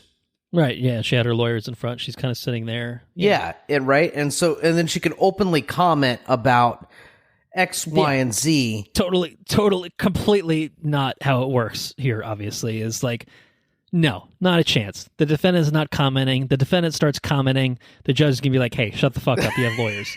Right. Like this is not your place. But then you want to represent yourself, you can represent yourself. But when the prosecuting attorney could come in and attack they're directly asking her questions in the middle of a witness testifying about something else. It was radically different. It's just it was so perplexing to me as an American lawyer that I'm just like, this is insane. Like, I hope that this is not an accurate reflection of the law there, because it's the fucking wild, wild west in terms of evidence coming in. And like a lot of the shit they were like, like there's this whole thing, there's a whole subplot of an argument coming in as a recording. And I'm like, I mean, they just introduced it there's in a the lot middle of stuff in the about, middle of lawyer, in the middle of sexual relationships, and it's like, this is highly speculative, number one. I'm not sure it's relevant to the case at hand. Like there were a great many things in this film in terms of the actual practice of law that were just like, no. This shit would not fly. This shit would not fly. At least and not in America. Right. And if a judge let half of this shit in, the appellate court would be waiting with bated breath to overturn it immediately and admonish this judge for being an absolute fucking idiot that does not understand the law in any way imaginable. Which again is to say, they may do things a little bit differently in France. All right, they may do things a little bit differently. In fact, I imagine they do. They wore different clothes at the very least. They did wear different clothes. They didn't put any wigs on, I guess. Did they? No, I don't think they did. They just had some fancy robes and stuff on. But I don't know. I think it's a really great film. It's a very well acted film, very well made film, very interesting film. But I held it out because I spent a good chunk of this film being like, no, objection. I saw someone describe it online as it feeling like Phoenix Wright as a movie, and that's how I felt. It's like when I play Phoenix Wright as a video game, I understand I'm playing a video game. I can level with that and recognize, obviously, this is ridiculous on its face. And this is a movie. Obviously, it's dramatized. It's intended to not be a documentary, and so I can kind of level with it on that way. But I didn't expect it going in. So maybe if I reevaluated it could crack there. But at the same time, it's the same reason that I'm going to hold out my next honorable mention is because, you know what? My top 5 just means something to me more on a person, like they connected with me on a more personal level, and that's enough that I had to exclude other things. So my last honorable mention, and I feel really bad doing it because I just lavished a lot of praise on it, and I imagine it's in your top 5. Godzilla -1. Didn't quite crack it. It's my number 6, if we want to put it that way. It's absolutely my number 6. It's knocking on the door. It could have been in, were it not for actually the last movie I watched, making its way into the top 5 prior to recording these episodes, I guess I'll say. Godzilla -1's an incredible film. It's an incredible feat of filmmaking. Obviously, from a direction, from a how the hell do you make this fucking incredible looking film for $15 million or whatever kind of standpoint. But at the end of the day, it's a really great drama. It's a great monster movie. It's a great post-war commentary. It's a lot of great things, and it's extremely accomplished. And the only things I think that held it back for me were just, kind of just little things, like it didn't have the most amazing standout acting performances to me. The actual ending with the resolution with a certain character coming back was like a little silly and kind of ridiculous for like what the rest of the movie was. But minor grievances, extremely minor grievances, things that I'm nitpicking for the sake of nitpicking just to say, hey, that's kind of why I had to kind of leave it on the door. It's like Chopped. You ever watch the show Chopped? They're just all these dishes are probably incredible. Yeah, but they got to find a reason. Unless they're like undercooked or fucking raw, they're just like, yeah, but your plating was shit. So for that reason, we had to chop you. So for like these little fucking stupid little things that I'm pointing out, Godzilla -1, an incredible film that would probably be also incredible in black and white, I had to chop Godzilla -1 for my top 5. So there we go. Now we arrive. Here we are. Top 5. Here we are at long last. And we'll go back and forth now. We'll go back and forth because we got 5 movies. Well, we've got probably more than 5. We got to debate some 5 movies. You might, and we might agree on our number 1 the way we did with TV. We might not. We very well might not. We'll see. So number 5. I've been ranting now. I want to give you a little bit of an opportunity to talk. So what's your number 5? Number 5. 2023. The number 5 film for me for 2023 is Barbie. Barbie. Okay. I think Barbie is an exceptionally creative film.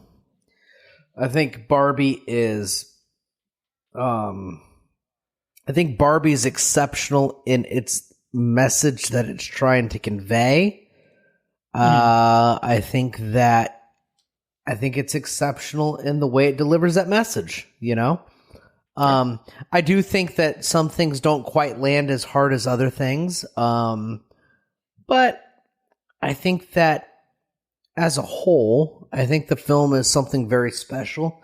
I think that it'll forever go down as something in history as a 2023 film. I think it's historically important. I think it's culturally important. I can't immediately recall anything quite like Barbie coming out. No, I mean, to close the loop on what we talked about last episode, number 1 grosser, I think, of 2023. Though the highest grossing film is, a deserving film, also one of the best. It's not my top 5, but it's in my honorables because it's a really good film. That's right. Yeah. And so for me, for my money, I think that, I think Barbie deserves a spot up there on the top 5. Yeah. Okay. Yeah. So that's my number 5. What's your number 5? My number 5, and this is very much something that I'm sure is not necessarily something everyone will agree with. But I have Guardians of the Galaxy Volume 3 as my personal number 5. That's a good top 5, dude. And the reason for that, like, I guess more in the sense of, like, I know Guardians of the Galaxy Volume 3 is not winning Best Picture. I know, like, whatever. It just connected with me in such a deep sort of way. And I think, obviously, a lot of that is because I love these characters, having, spent the past decade with them between the 2 Guardians movies and the Avengers movies that they appeared in. But this is a movie that, as is true of every 5 film in my top 5, stuck the fucking landing. And it did it in a way that was unexpected, but very emotional. I thought this movie would be a cheap... that's not true. I thought this movie would take the easy way out. Rocket's dead. Drax is dead. Something like that, where right. You kill off a key member of the Guardians, and everyone's sad about it. But everything else is kind of whatever. But it did a really good job of not only not killing major members of the Guardians of the Galaxy, but also giving them all like not necessarily like wrapped in a bow sorts of endings, but like bittersweet or like just appropriate endings for every single character. Like there are characters like Rocket and Groot that are continuing to operate in the Guardians of the Galaxy. There are characters like Mantis who kind of found herself a little bit and is doing her own thing, and there's Drax who's kind of doing his own thing, and Quill's kind of doing his own thing, and like they did the thing with Quill and the new Gamora where it's just like, will they, won't they? And they handle that in such a really unique way where it's like, this is not the woman that you fell in love with that fell in love with you. And so there's a respect for each other by the end, but there's no love, not in the way that it was, that the woman you loved is dead, and so I just think that it handled all these characters so well and giving them a really, really nice send-off. And then there's the other aspects of the movie, which I guess somewhat tie together for me. An amazing villain, one of the best MCU villains of all time, in the High Evolutionary. Yeah. Fucking horrible being, human, whatever he is. Piece of shit. absolutely sucks. It was great seeing all the Guardians team up and beat the fuck out of them. That was very satisfying. But the thing that's connected with that is this is the Rocket backstory.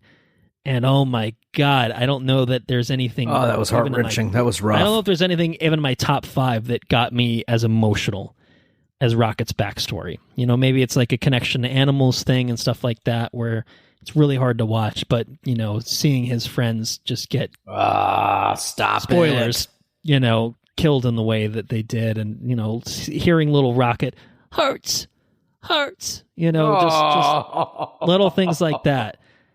And it was so raw and emotional as a film, you know, that even though it had those moments of just absolute despair, of just tragedy, by the end, it just felt like, you know, you'd gone through every emotion possible and came out on the other side feeling better for it.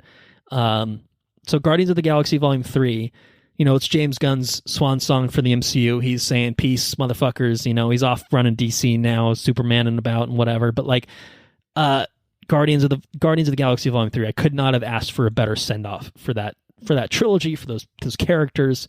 And just a more, just like kind of gut-wrenching story just couldn't have been done. And it did it in a way that didn't feel cheap, and did it in a way that didn't feel like, you know, killing characters for the sake of killing characters. Like it felt earnest and just passionate. You know, it's clear that when James Gunn was given the opportunity to go back and do Guardians Volume 3 after doing the Suicide Squad, after getting fired from Marvel, coming back, he put his all into it, and you feel it. Showed, I think, his talents as a filmmaker. Yeah. So Guardians Volume 3, number 5 for me.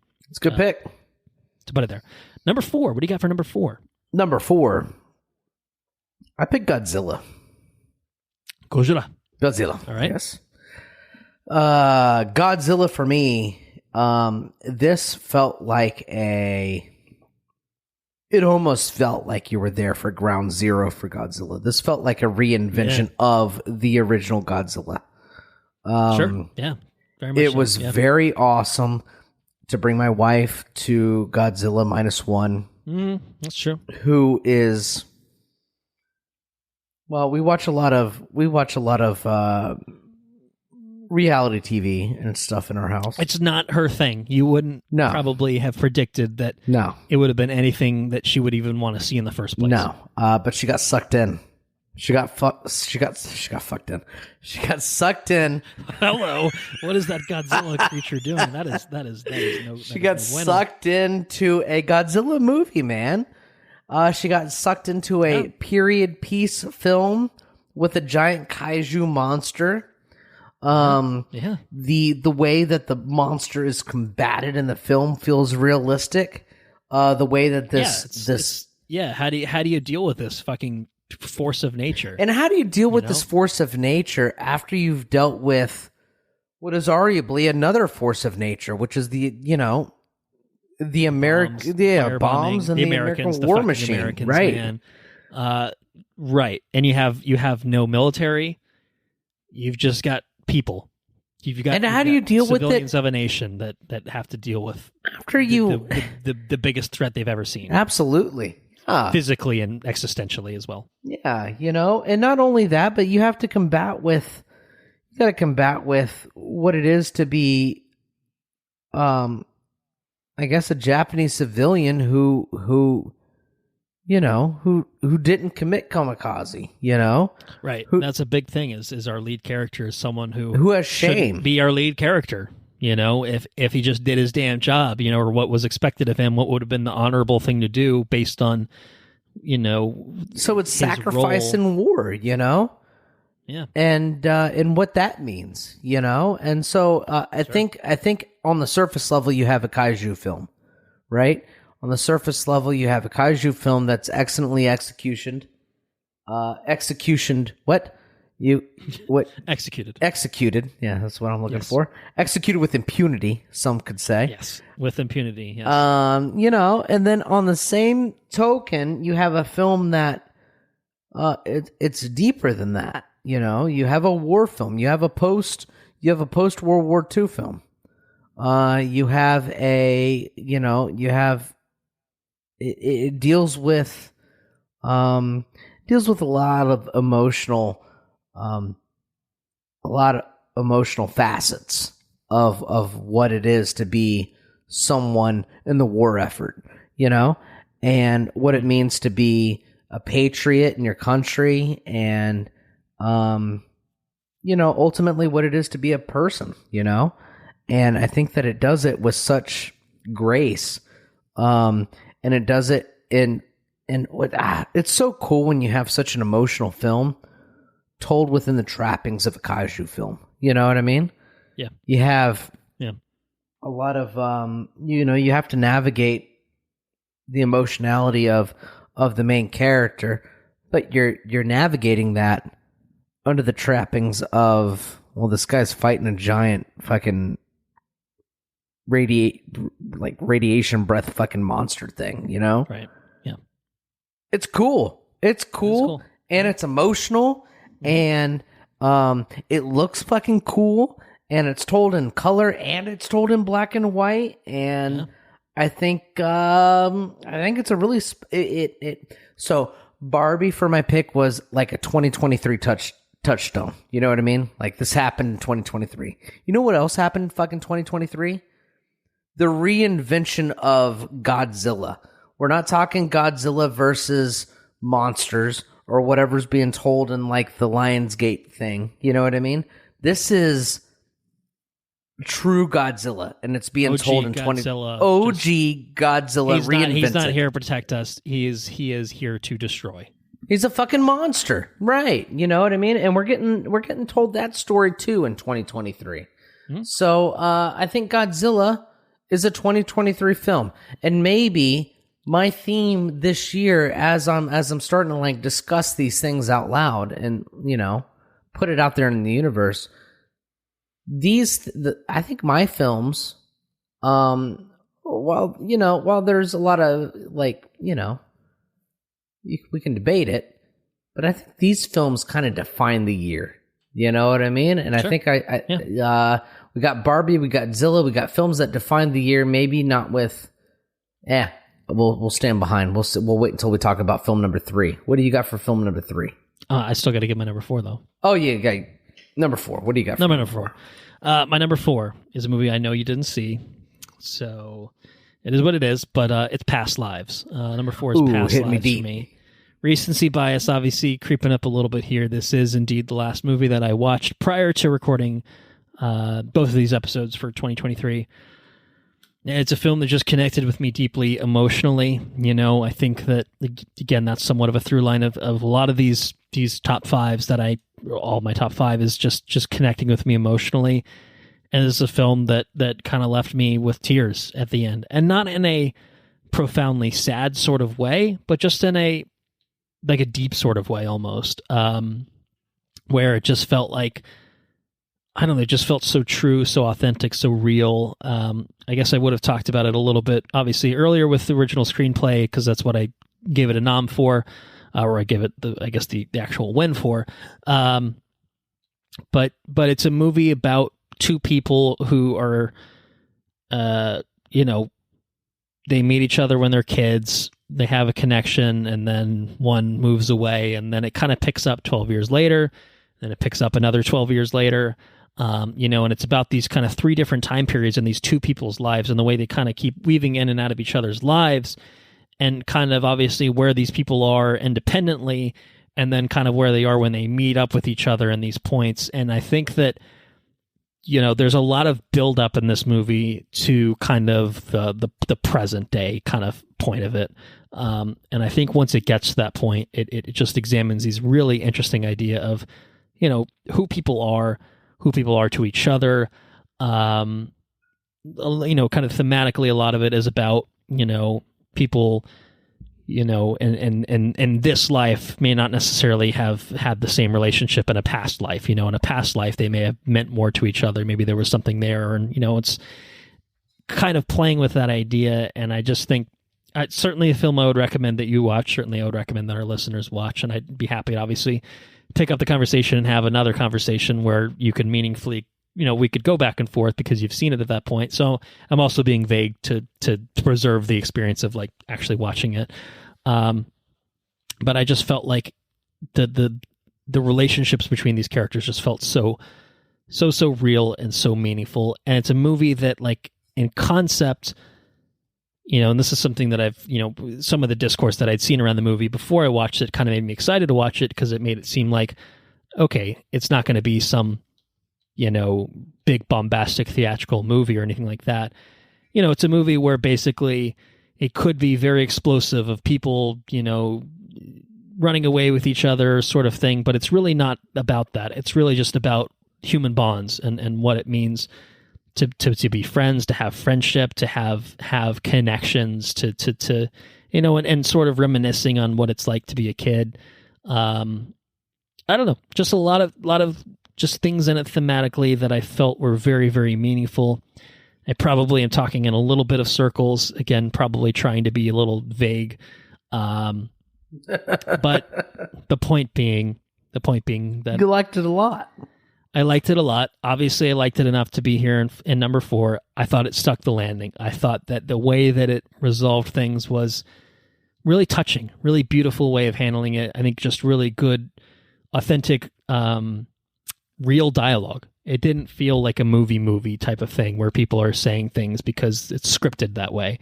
It's something that felt like real people talking to each other. Like, how do you write that? It felt like, this is a weird comparison. It's not the best comparison, but like you think about something like Nomadland from whenever that was, last year, I think maybe the year prior. Yeah. Like half that shit was just fucking real people talking, and it kind of evoked that sort of thing where it's just like, these are just real people talking. I know it's not that at all. It's not even close to that. But it's written so good. It's that same sort of feeling where it just feels like this is coming from such a true, honest place. And it is, because I think it's somewhat autobiographical in the way that it's written. Like, but again, it's one thing to write about yourself. It's one thing to tell a story about something that happened to you. And it's another thing entirely to be able to do it in a way that just feels like we're seeing it happen through your brain or something like that. You know what I mean? Where I'm there in the moment with you. So anyway, Past Lives, number 4. Highly, highly recommend. It's on Paramount Plus Showtime. I think it's technically through the Showtime tab, so you have to have both. But would indeed recommend. As my number 4. Now we can get to number 3. So what's your number 3? Oppenheimer. Okay. So I gave Oppenheimer number 3, which might, on the surface level, seem, well, it's pretty low. It's pretty low. It's high in the scheme of things, but it's high in the scheme of things, but it's kind of like right there in the middle of the 5. Indeed, it is 5. Right in the middle. I think Oppenheimer did a lot of things very well. Sure. Yeah. I think that for putting asses in seats in an IMAX theater for a 3-hour rated R biopic, I think it was exceptional in that execution. And I don't think that it's necessarily less than the movies that are above it. So in that sense, you might say that you kind of, depending on my mood, we might be able to talk interchangeably about my top 3. Okay. Not a lot of separation between them or something, maybe. Yeah, they're all kind of special for different reasons. I think that Oppenheimer is a powerful film. I think it's well acted. I think that the score is very compelling. I think it's exceptional. It really defines the space in which the scenes take place. I think that it's shot in a way that really elevates the characters. You get those big portrait scenes, and you really examine like the micro expressions of characters and stuff. And I think that's I think it's really cool. Like the professionalism of the actors involved and the people shooting the film, and I think that the whole exercise is exceptional in this movie. It's really cool too. We talked about the black and white. Shooting a black and white film and shooting a color film are going to be different things. The efforts required are very different. And what you capture on screen is going to be different. So I think that using black and white as a storytelling mechanism is profound. I think that it really it kind of catapults the story that you're trying to tell, and when it's done well, and in this case, it's done very well. I think that at the end of the day, when you watch this movie, I think that you have to want a, it's kind of a dour film a little bit. You know what I mean? Right. Not, yeah. And not Subject that that's matter is not uplifting. It's not going to be No, uplifting. it's not. You're not going to feel good of about course yourself not. at the end of the day. Perhaps maybe you can find a way to navigate forward and how to be an uplifting person existing in a world where Oppenheimer also exists. I think that's kind of like what we all kind of strive to be, or that's kind of what we all want. But at the same time, it's hard to exist in the same world, where the Oppenheimer story exists, and it's hard to feel good about yourself because, we are, we're subject of our own, not precipice, but our own pride and everything else that Oppenheimer is. I think it's a very complex story about pride and about what it is to be, a person. It's a very personal film. And I think in that aspect, it's really very powerful. It's very exploratory, and I think it's a monumental film. Much in the same, it's interesting because you have Barbenheimer, Sure. right? That's the kind of 2023 is Barbenheimer, right? Right. We will forever associate the two. Yes. And the Barbie movie is it's an important film because it kind of explores the patriarchy, right? And but so does Oppenheimer. Oppenheimer explores the patriarchy. Are movies that could not, and I think I said as much, the very beginning of part one, is these movies couldn't be any more different. But at the end of the day, they really are not that far apart from each other. They're kind of like two sides of the same coin a little bit. Obviously, they could not look any different from each other in terms of what they that. are, the types of movie they are, thematically, etc. But at the end of the day, when you're talking about them thematically, they are kind of, like you said, two sides similar, really to the same coin. Maybe a broad coin, a bigger coin, maybe a 50-cent piece or something like that. But it's not a dime. Yeah. But if we were, you could call them dimes, I guess, if you're going to go 10 out of 10 on certain scales. But if we were a much deeper podcast where one podcaster wasn't a bottle of wine in, you could really explore, or a couple heavier beers in, perhaps. A couple of heavier beers in, right? You could really explore the similarities in the thematic elements of these films. I think we might have talked about it a little bit, even on our Oppenheimer episode. So, and that's the conversation that's probably better had when you have those films more recently in your memory. Yeah, you can really dissect them. But what's really interesting is you can take a movie like my number 3 and my number 5, which on the surface level seem like vastly different films. But when you really look at what's involved and like the story that the characters, the story that they experience, and I think that they're really thematically, I think they're probably similar, and I don't know. I think that it makes them, like I said, touchstones of 2023. You have these big movies that carved out a huge space in our social lives. Sure, where you're putting a bunch of people in seats for movies that apparently couldn't look more different, but they're very similar in the stories that they're exploring, and the elements that they're touching on. And I think that they're both very important movies to experience. Oppenheimer, especially because it's a historical biopic. I mean, this is human experience. This is human life. This is the life we're living, and we're here because of him. In one way or another, so I think that makes Oppenheimer a very important film, especially when it's as successful as it is. So that's why I pick Oppenheimer as my number 3. All right. My number 3, I think I don't know.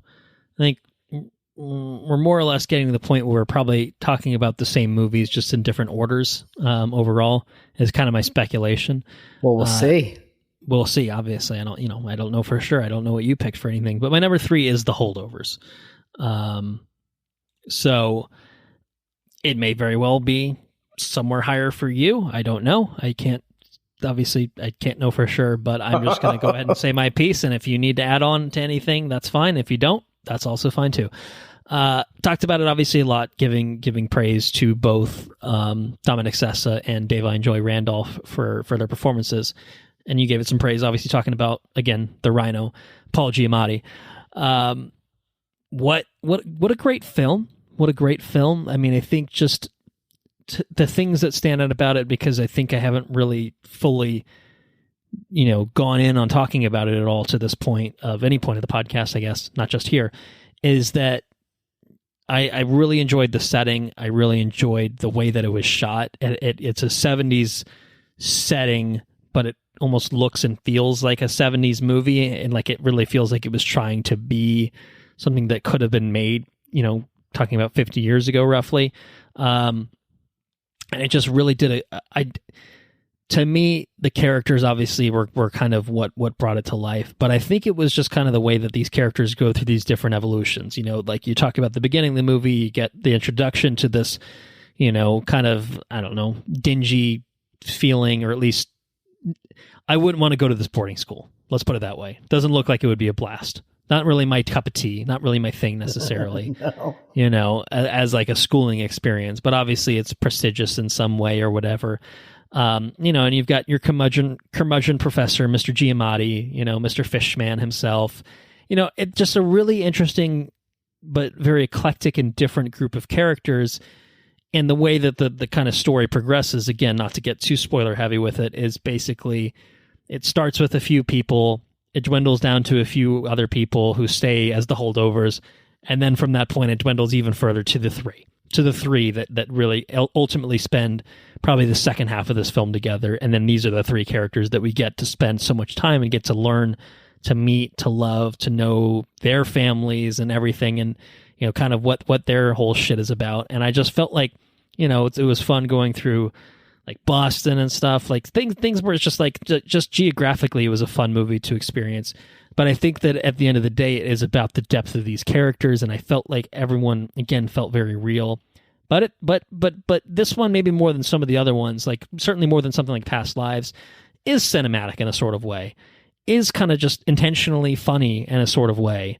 The scene where the kid like fucking he breaks his collarbone or something like that, just his shoulder gets knocked out of, shit like that, where it is very funny in some ways, but then it's dark and it's deep in other ways, and just I don't know, to me everything about it felt so sort of whimsical in a sort of way, but in a really fun, momentous sort of way. And then you have, like we talked about, like the moments with Davine Joy Randolph's character, like where you're talking about her son and the way, the relationship she had with her son, who is now, dead from going to a war, like just some truly, truly deep, sad moments in this movie that it lets you sit with, it lets you experience, but it has the joys of other things too. And, I just found it to be a really, really fantastic and gripping film with great performances, obviously anchoring it.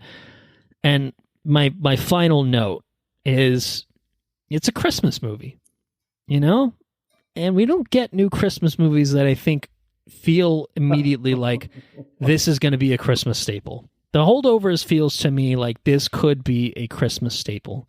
Maybe it's not an every year sort of thing. I'm not sure. I've seen it once around Christmas time, mind you. I think I watched it on Christmas Eve, actually. So it was perfect. It was perfect for the time that I watched it. And I'm excited to watch it again, when it feels like, all right, when it's Christmas time again, The Holdovers feels like it's going to be something that even more so than probably anything else in the top 5, maybe Guardians aside, because, I'm a big MCU kind of guy.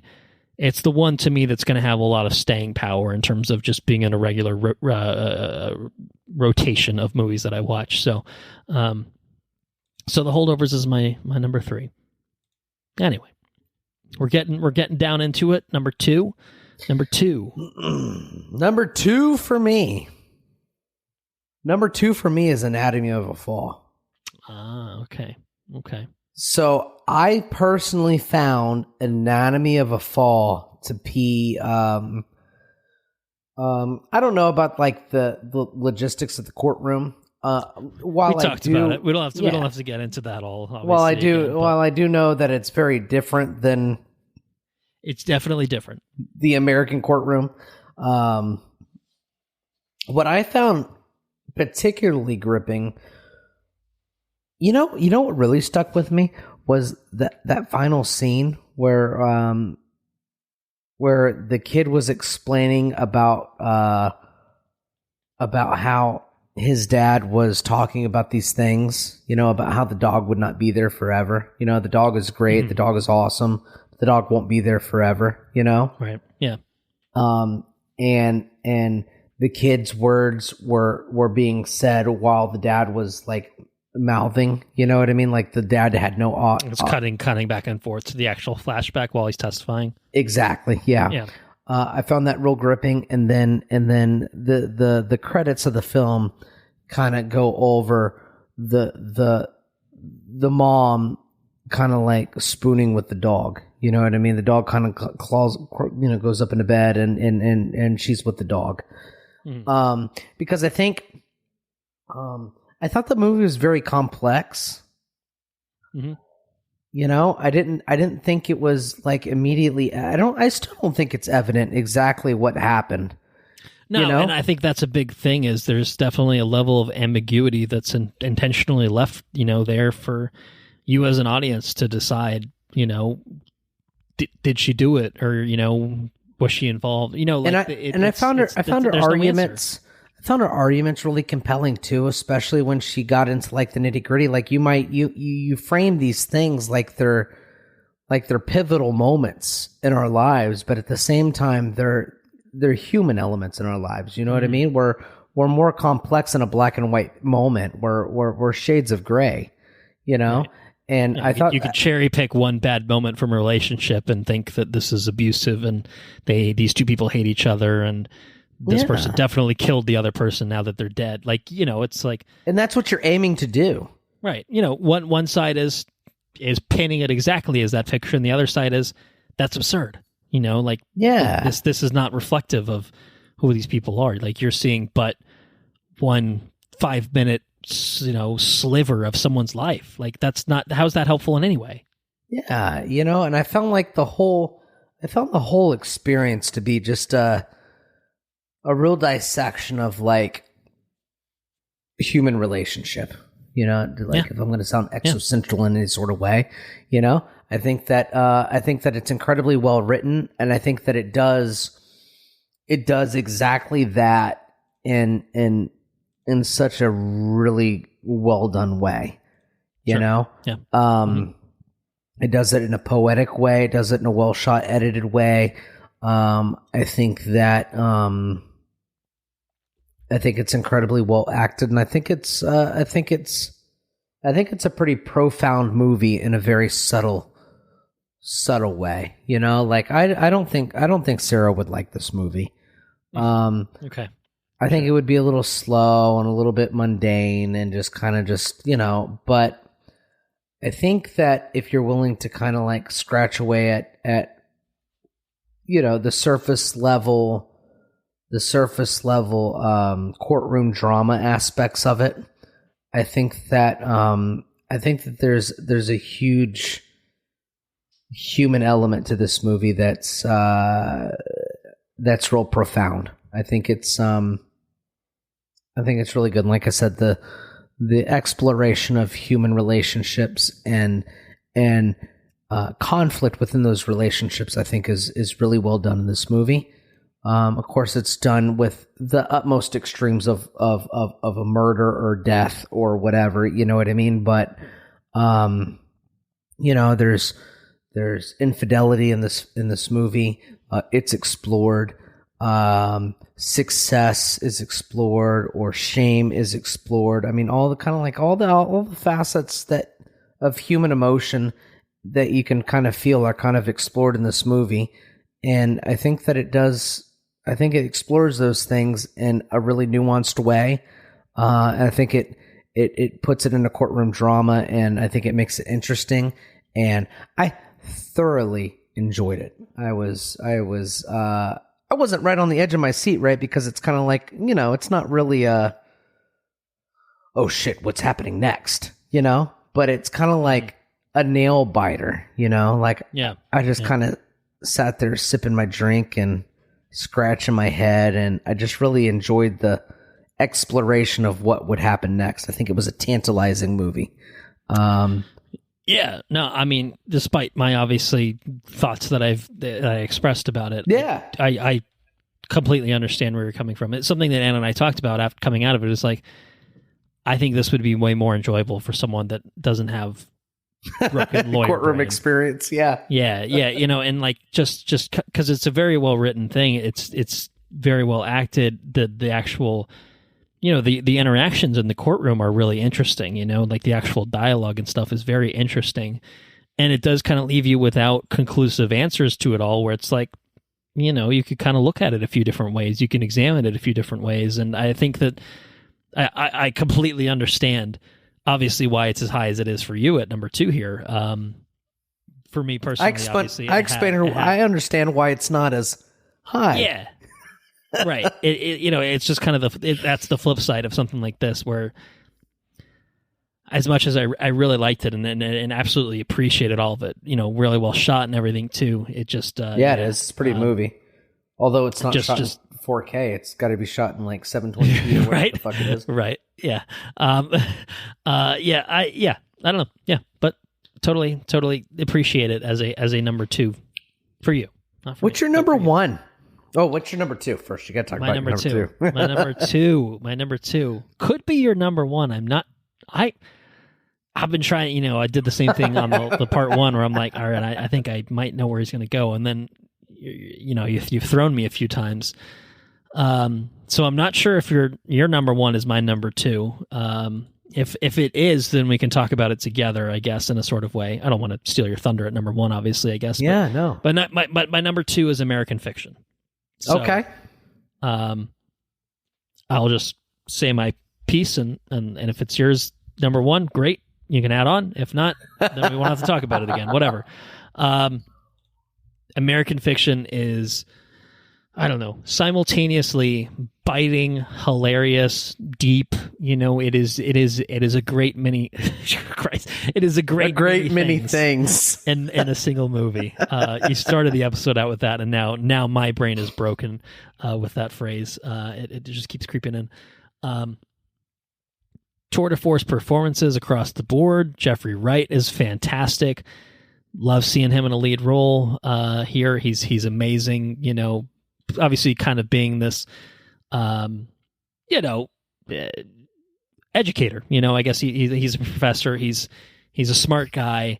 And he sees, the scene of him like going to the reading of the book, of Weez Lives in the Ghetto, and he's just sitting there thinking, what the fuck is this fucking absolute tripe, And like you relate to that because it's just like, Jesus Christ, this feels fucking pandering and borderline like just offensive maybe. I don't even know. Yeah, what the fuck is going on? Right. Like what is this shit? And so he's so good, and then the way that he straddles the line between obviously being that and then having to embrace this Stag R. Lee persona as he decides to make his own book it's a great performance. But I think the thing that surprised me most about American Fiction, and this is a movie we really haven't talked about at all to this point, is I thought it would be funny. I thought it would be witty. I thought it would be sharp. I thought it would be a good commentary. And it was all of those things. It was all of those things. I expected it to be those things, and it was all of those things. The things that I didn't expect out of American Fiction was having really deep characters. And deep familial relationships. Like I love the setting, too. I didn't expect the setting where, you kind of have you have this. I guess they're in like the town on the shore or on the ocean, something like that. There's like some sort of Maine community or something like that. Yeah, I think Massachusetts, maybe because it's like Boston a little bit, and then it's also somewhere outside of Boston that's clearly on the ocean.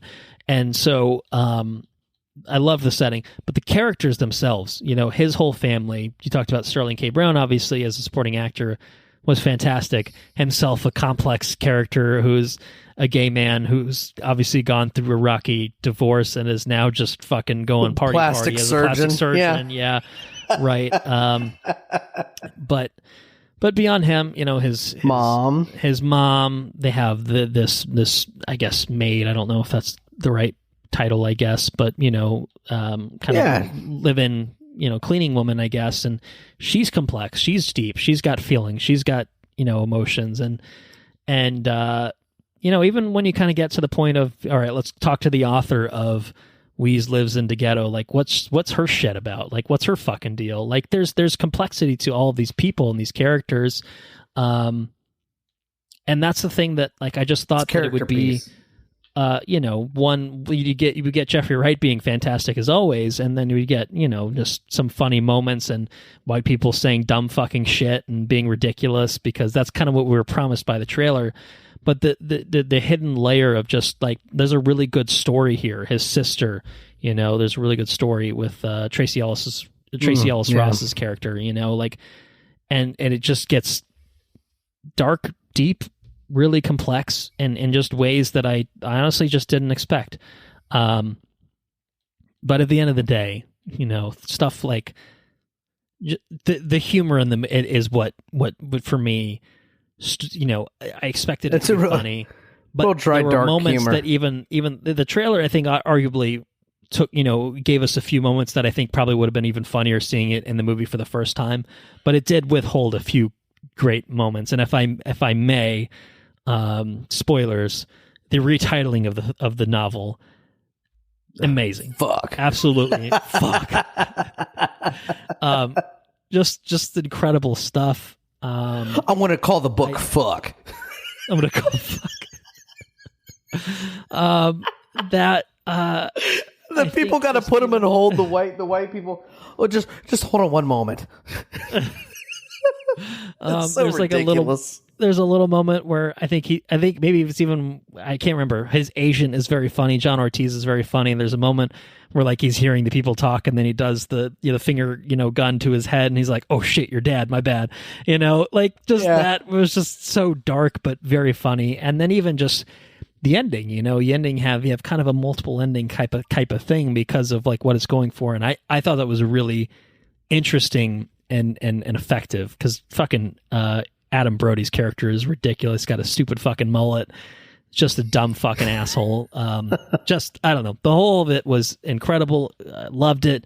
That was very funny, but also very obviously complex.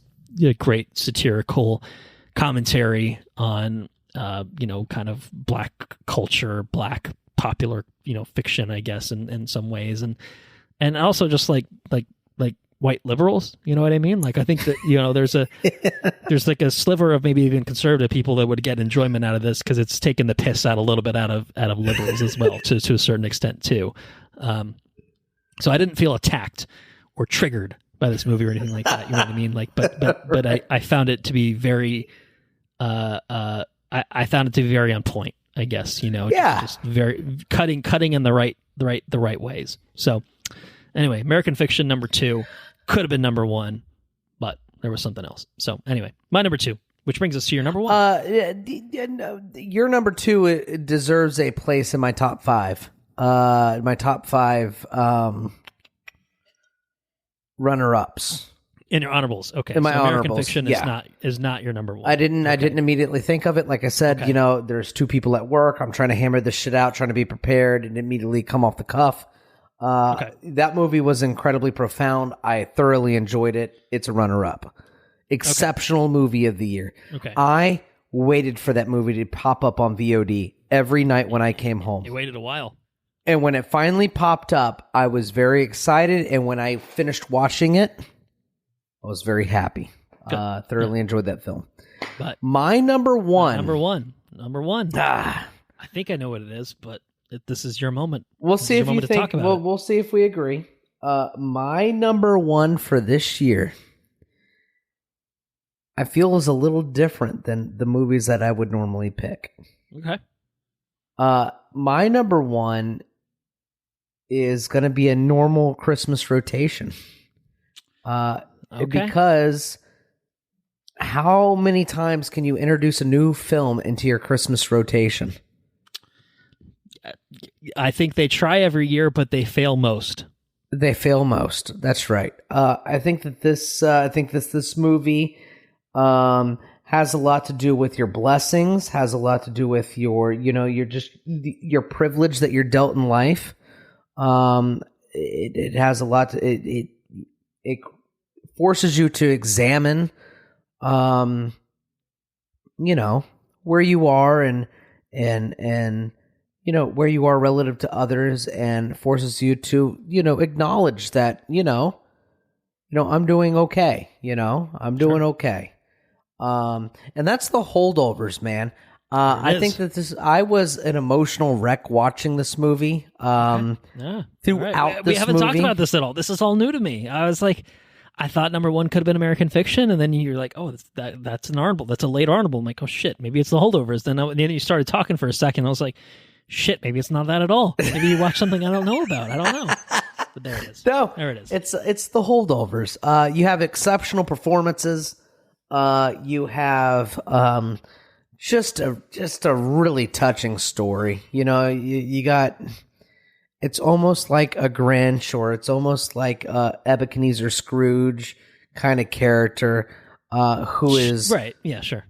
He's just curmudgeonly, and he's shown compassion. He's shown compassion in exploring the relationships with other people. Somebody who on the surface has been spurred by other people, and being forced to be with these people through the holidays. He's forced to explore, the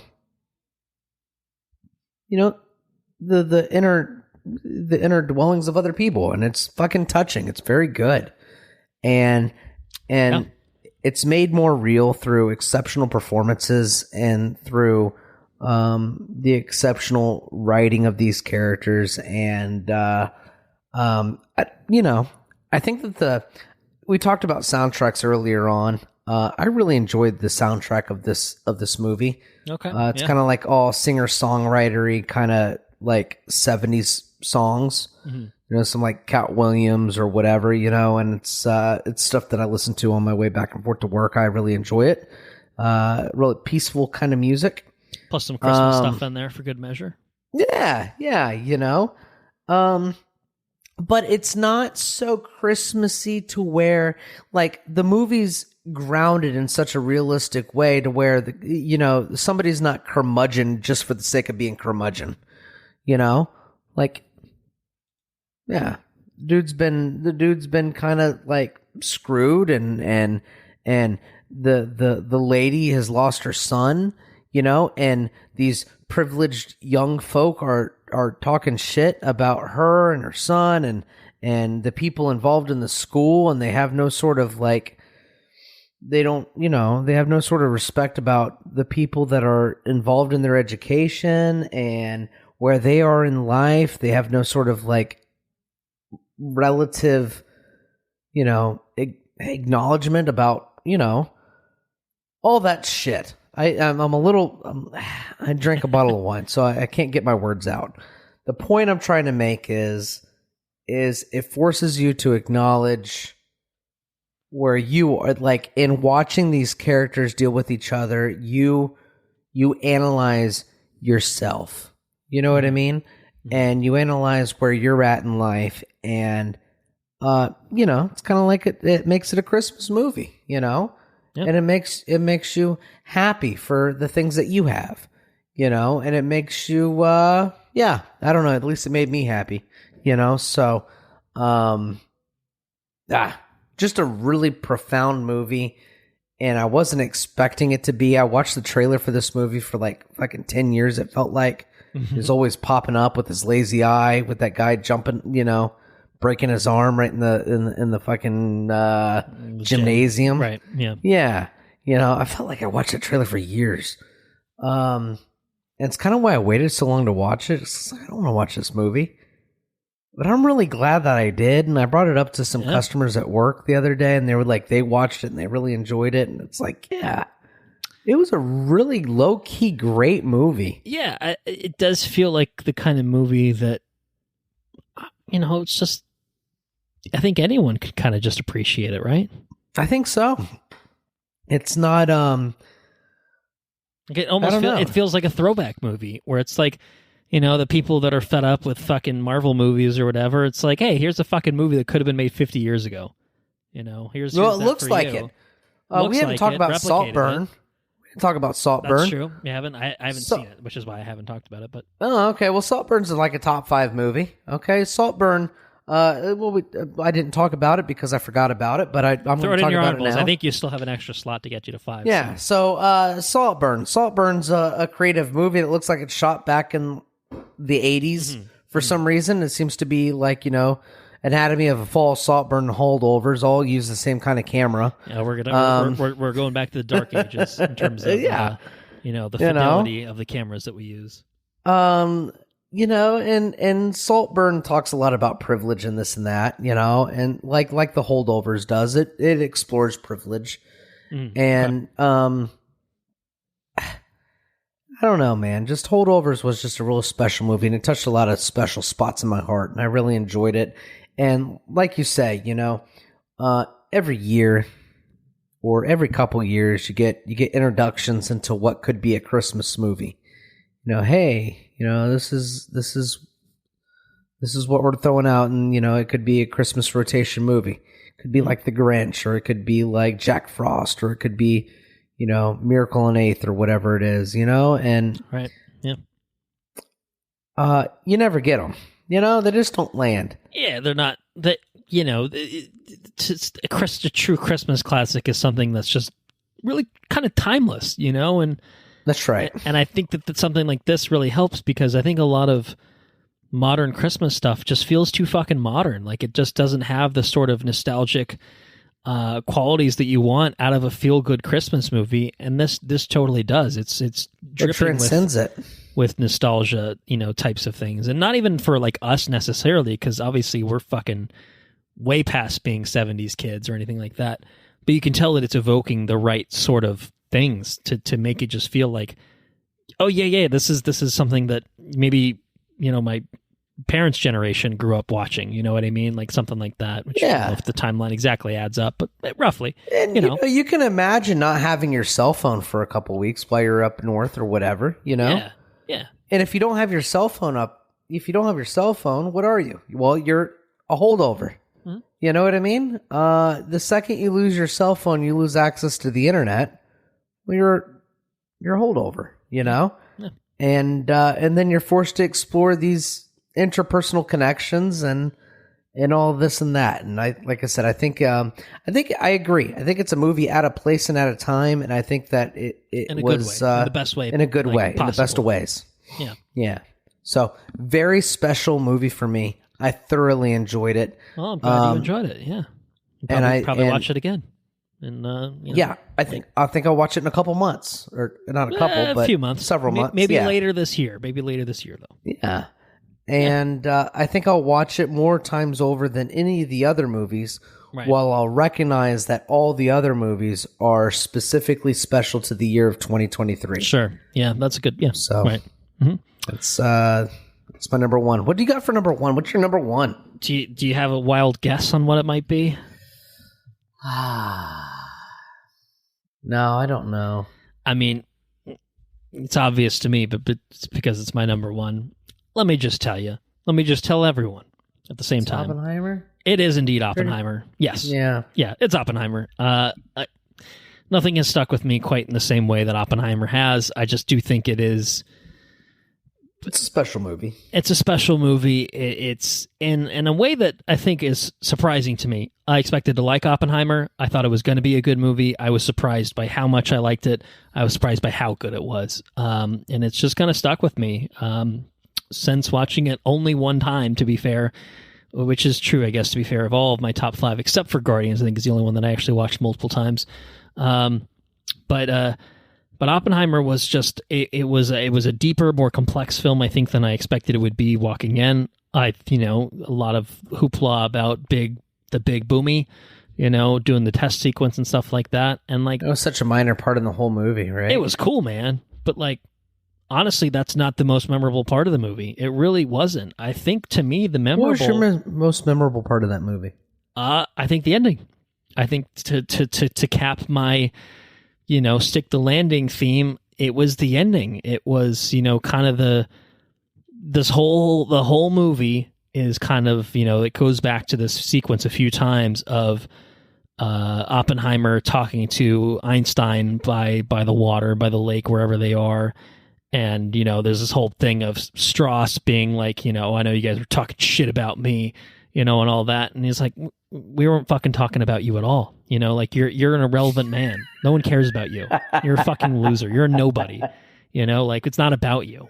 And what they're talking about is, basically like, is what we've done wrong? Like, have we destroyed the world ourselves, like by going down this route? And I just feel like I don't remember the exact dialogue because it's now been half a year since I've seen it, probably longer actually. But this it was just such a evocative, profound moment, of just the kind of this idea of, hey, have we pushed things too far?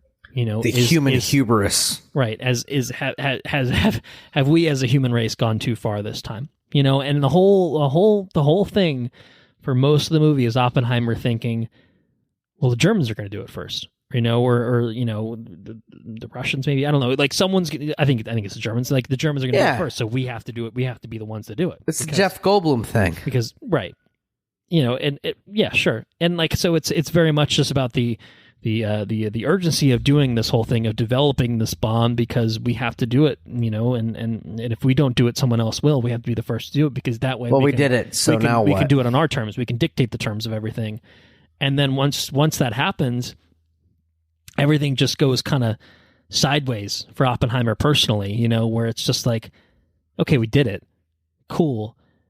And now Truman's got it, and he's dropping it, a couple times, and devastating Japan as a country, and you as a person are kind of devastated because you didn't really think about what that might be like, what that might feel like to be on that side, where it's just like, oh shit, yeah, we did do the thing that I thought would be, you won. Like I wanted to do it, I won, if you want to put it that way. But then what does that impact on me? And I just felt that the film did such a really fantastic job of exploring what it's like to be the man responsible, for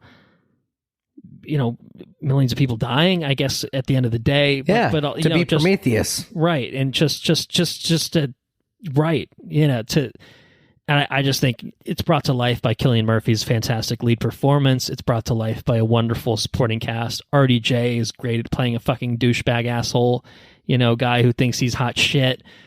And it's an incredible star-studded cast. Emily Blunt, Matt Damon, Florence Pugh, Josh Hartnett, who I haven't seen in a fucking minute, was great. Kenneth Branagh was great. It was fucking really good. David Krumholtz was great. It's kind of a smaller role. Great. Like this is a ridiculous, like every scene introduces some like, oh, it's that fucking guy. That guy could have been paid $10 million for this movie. And, and like you said, maybe all the resources were available. Maybe everyone did get paid lots of money, but it's listed at a budget of $100 million in Wikipedia. I don't know if that's true or not. So maybe that whole argument earlier of every resource available isn't entirely true, because it is, at the end of the day, something we talked about when we rated R biopic. Talking about the box office stuff, is it's a rated R biopic. That's not a movie that you hand $300 million for, maybe you shouldn't hand $300 million out for any movie, but they did. They did it for Flash. They did it for Indiana Jones. They did it for, other things, I'm sure, but what we got was a really, really accomplished thing from a really, really accomplished filmmaker in Christopher Nolan, juxtaposing these two timelines, the black and white versus color, doing it, I think, fairly seamlessly. I think in a way that, to me, when I talked about the editing, felt intuitive. It felt, pretty like understandable, like comprehensible. Like it wasn't some dense thing, but it was deep. It wasn't dense, but it was deep, So just visually stunning. Obviously handed out many, the cinematography award. Like it's just Christopher Nolan. Just I don't know. No, I think Nolan. It's great. I think the thing that stuck out for me the most was that I always talk about it, and I think it's probably because it stuck out to me the most was the gymnasium scene. He won. Oh yeah, he got praised. He got praised for winning, and all he could hear was the high pitched whine. Everyone's cheering, and he's envisioning these people. Their skin's getting peeled away, and it's just the high pitched whine of like a bomb or a flashbang or something going off. You know what I mean? And it's at the end of the day, like it's a really impactful scene. Do I feel bad for Oppenheimer as a person? No, I don't know. Probably not. At the end of the day, he made his choice. He has to live with that. But again, in the same way that we talked about with like a Julianne Moore in May, December, and I think that these are two very different characters. I'm not equating them necessarily. Right. Fair enough. But like people are complex.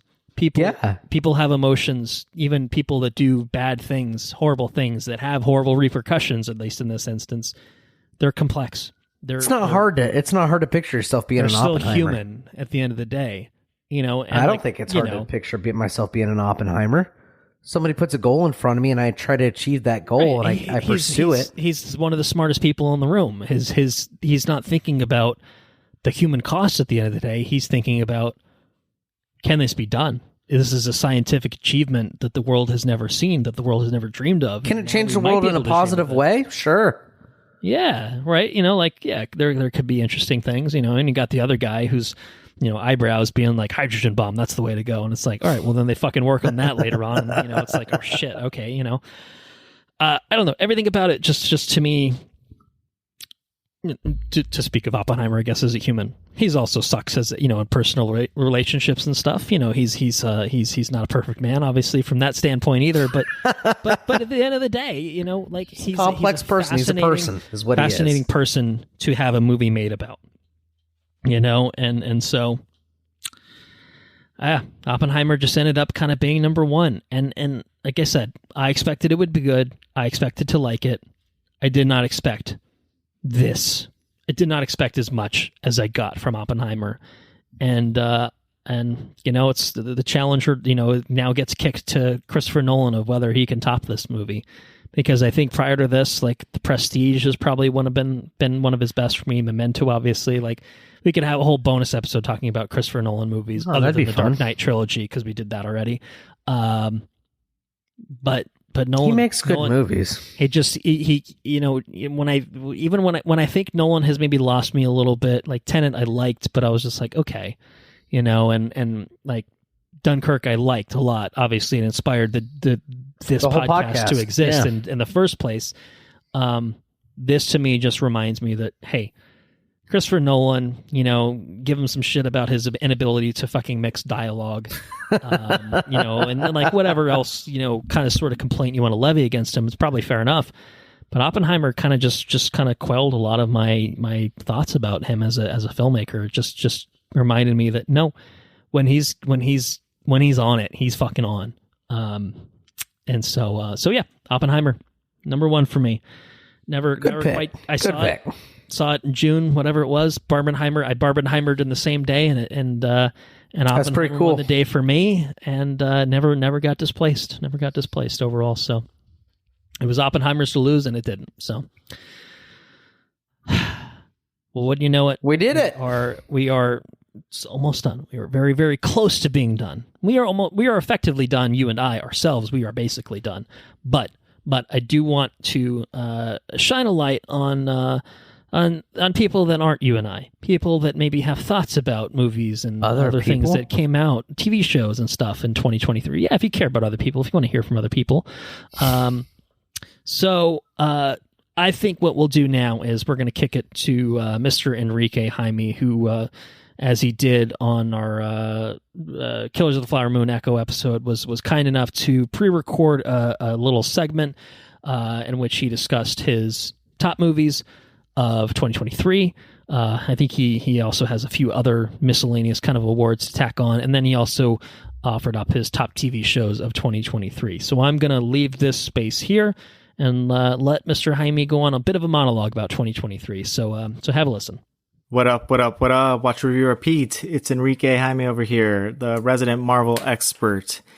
And I know you're covering the year in review of 2023, and pretty interesting year. So I figured I'll send you some of my kind of best of and honorable mentions to add to your pile, and I'd be curious to see how they compare. I think we'll have definitely some overlap, but potentially a little bit of differences there too. So I'll keep it brief. Here are my top 5 films for the year. Obviously, some biases here, but number 5 goes to Guardians of the Galaxy Volume 3. We talked about it on the podcast. Just really incredible, strong addition to the MCU. Unfortunately, kind of the exit of James Gunn and all the Guardians. But, I love me a great conclusion. Really strong. Probably up there with the first movie. Number 4, I don't know if you all have watched this. I believe it's streaming in a couple of places now, but we watched this back in theaters when it came out early in 2023. This was Suzume, the animated film from Makoto Shinkai, who did Your Name. And I really, really enjoyed this film. I don't think it's getting that much buzz, even in the animation sphere. And while it's not to the same level as Your Name, I think this is quite good. I actually liked it better than Weathering with You. I like the kind of adventure aspect of it, and the romance is much different compared to the other films without spoiling it too much. But I had a lot of fun with this film. Of course, the animation is gorgeous. So I think if you're a fan of his other films, you should definitely check this one out. This is Suzume. So number 3, Barbie. Now, you covered it on the podcast. I think just really strong film. Just one, it's a fun film. Like it's nice to just have a good time at the movies. And, who better than to bring Barbie to life than Greta Gerwig? And I think this overall super strong, enjoyable film. I really enjoyed it.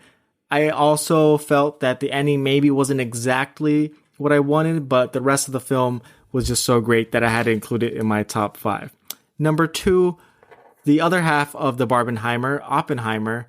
This is a film I don't know how often I'm going to go back to, but it's just hard to deny that this is potentially Christopher Nolan's magnum opus. It just kind of encompasses all the things that he does well into a film, and this is just one hell of a film. I think it leaves you feeling really terrible, but I think it's an interesting story. It's about an interesting person, a very conflicting person.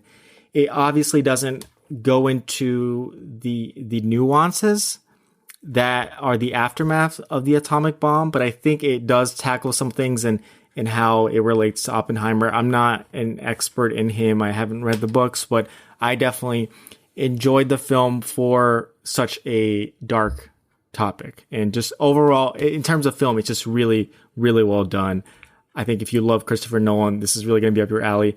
If you're a little bit kind of on Christopher Nolan, he definitely has his kind of particulars. I think this is still one of the better ones in his arsenal. And then number 1, how could I not? Obviously, it's Spider-Verse. It's Across the Spider-Verse. We talked about it. This is just, I watched it. I knew it was going to be in my top 5. I kind of figured it would be my number 1. It was going to be hard to change that. I just enjoyed this movie so much. I have rewatched it since. It is a little weird that they changed small little things in the movie and just small little lines. I don't quite understand that, but ignoring that aside, this is just top tier comic book films. This is top tier animation. This is top tier filmmaking. And for me, this was the best movie of 2023, obviously through my lens. So we already talked about it, Across the Spider-Verse. Can't wait for the next one.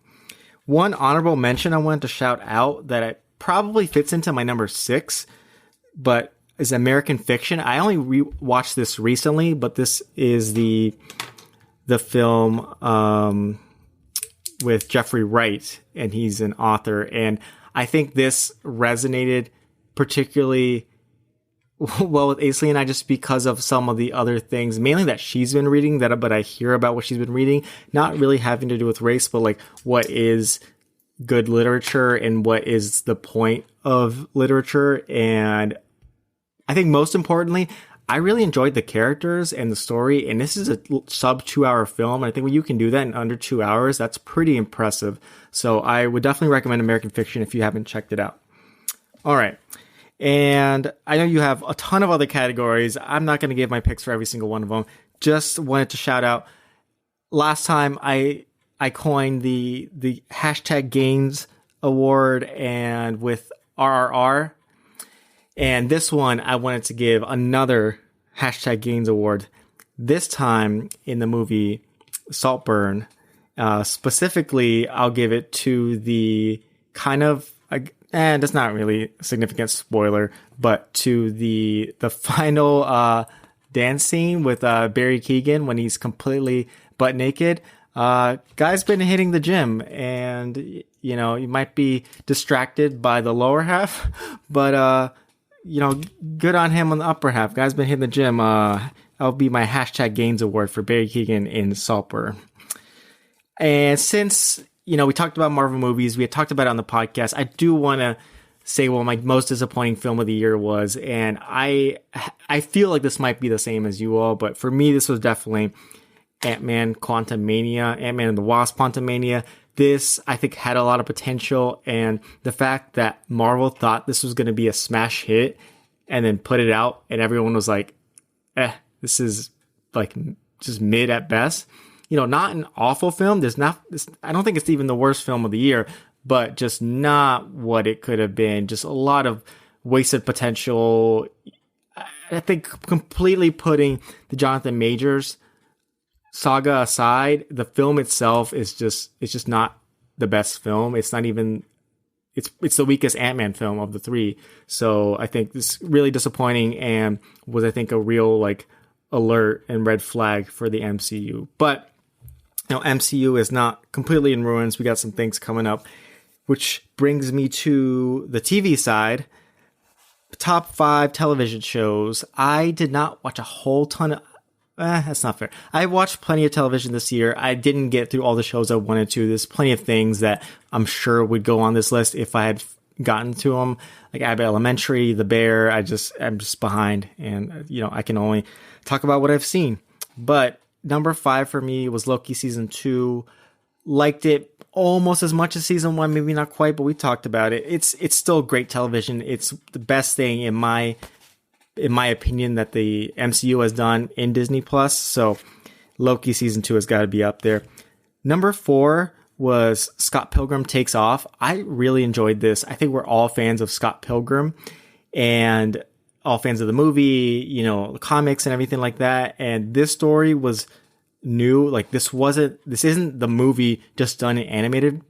This is essentially a completely new story based on things that happen and changes that happen, but they bring the same voice cast that played the live action counterparts. So that was really incredible. It just seemed like everyone was having fun. And I thought the focus, like taking away some of the focus from Scott and then really shifting it to Ramona and other characters and the Evil Exes was kind of just brilliant. And this is probably one of the best examples of a not remake, but like reinvention, I guess, of a previous property. And if more things can do this, you know, it's not recycling the old material, it's not defaming the old material, it's just creating more. And I love that. I really enjoyed pretty much everything about this. So Scott Pilgrim Takes Off.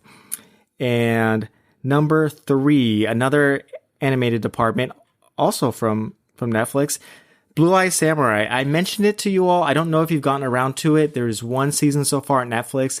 This show is fantastic. At first, I was kind of getting into the animation style, but I think overall the animation's quite good.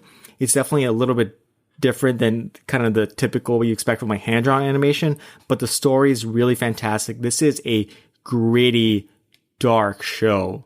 And for context, this is this is like a fictionalized story, I believe, but set in very like real, like Edo era Japan, where the shogun was in rule and basically closed off Japan to the Western world. And in the story, it's about the blue-eyed samurai. She's half white, half Japanese, and her essentially just kind of Kill Bill revenge story, whatever you want to call it, to kill the 3 white men that were in Japan, or 4 white men in Japan that could have been her father, and all of the shame and pain that it brought to her life. So really amazing fight scenes. Most importantly, just really great characters. Like, you really feel for a lot of the characters here. And I cannot recommend this enough if you're a fan of anime or just samurai storytelling. And even if you're not, probably worth it checking it out. I highly recommend it. It's written and created by a husband and wife pair, I believe. So Blue Eye Samurai. For number 2, I had the A24. Damn, also Netflix. Good on you, Netflix. This was A24's Beef with Stephen Yeun and Ali Wong. I know this won a ton of awards. I completely understand why. Really love the journey. It's a very high stress kind of watch. Like, you're never just kind of watching it comfortably. Like, the amount of conflict that those two create and give and take with each other is just really stressful to watch. But for as stressful as the show was, I really enjoyed my time. I loved their performances. I loved how they did the characters. I thought it was just really interesting story. And it's kind of like what a rom-com would be, but much more, not like cynical, but just definitely much more violent. So I definitely also a more mature watch, but highly recommend Beef if you have not checked it out yet.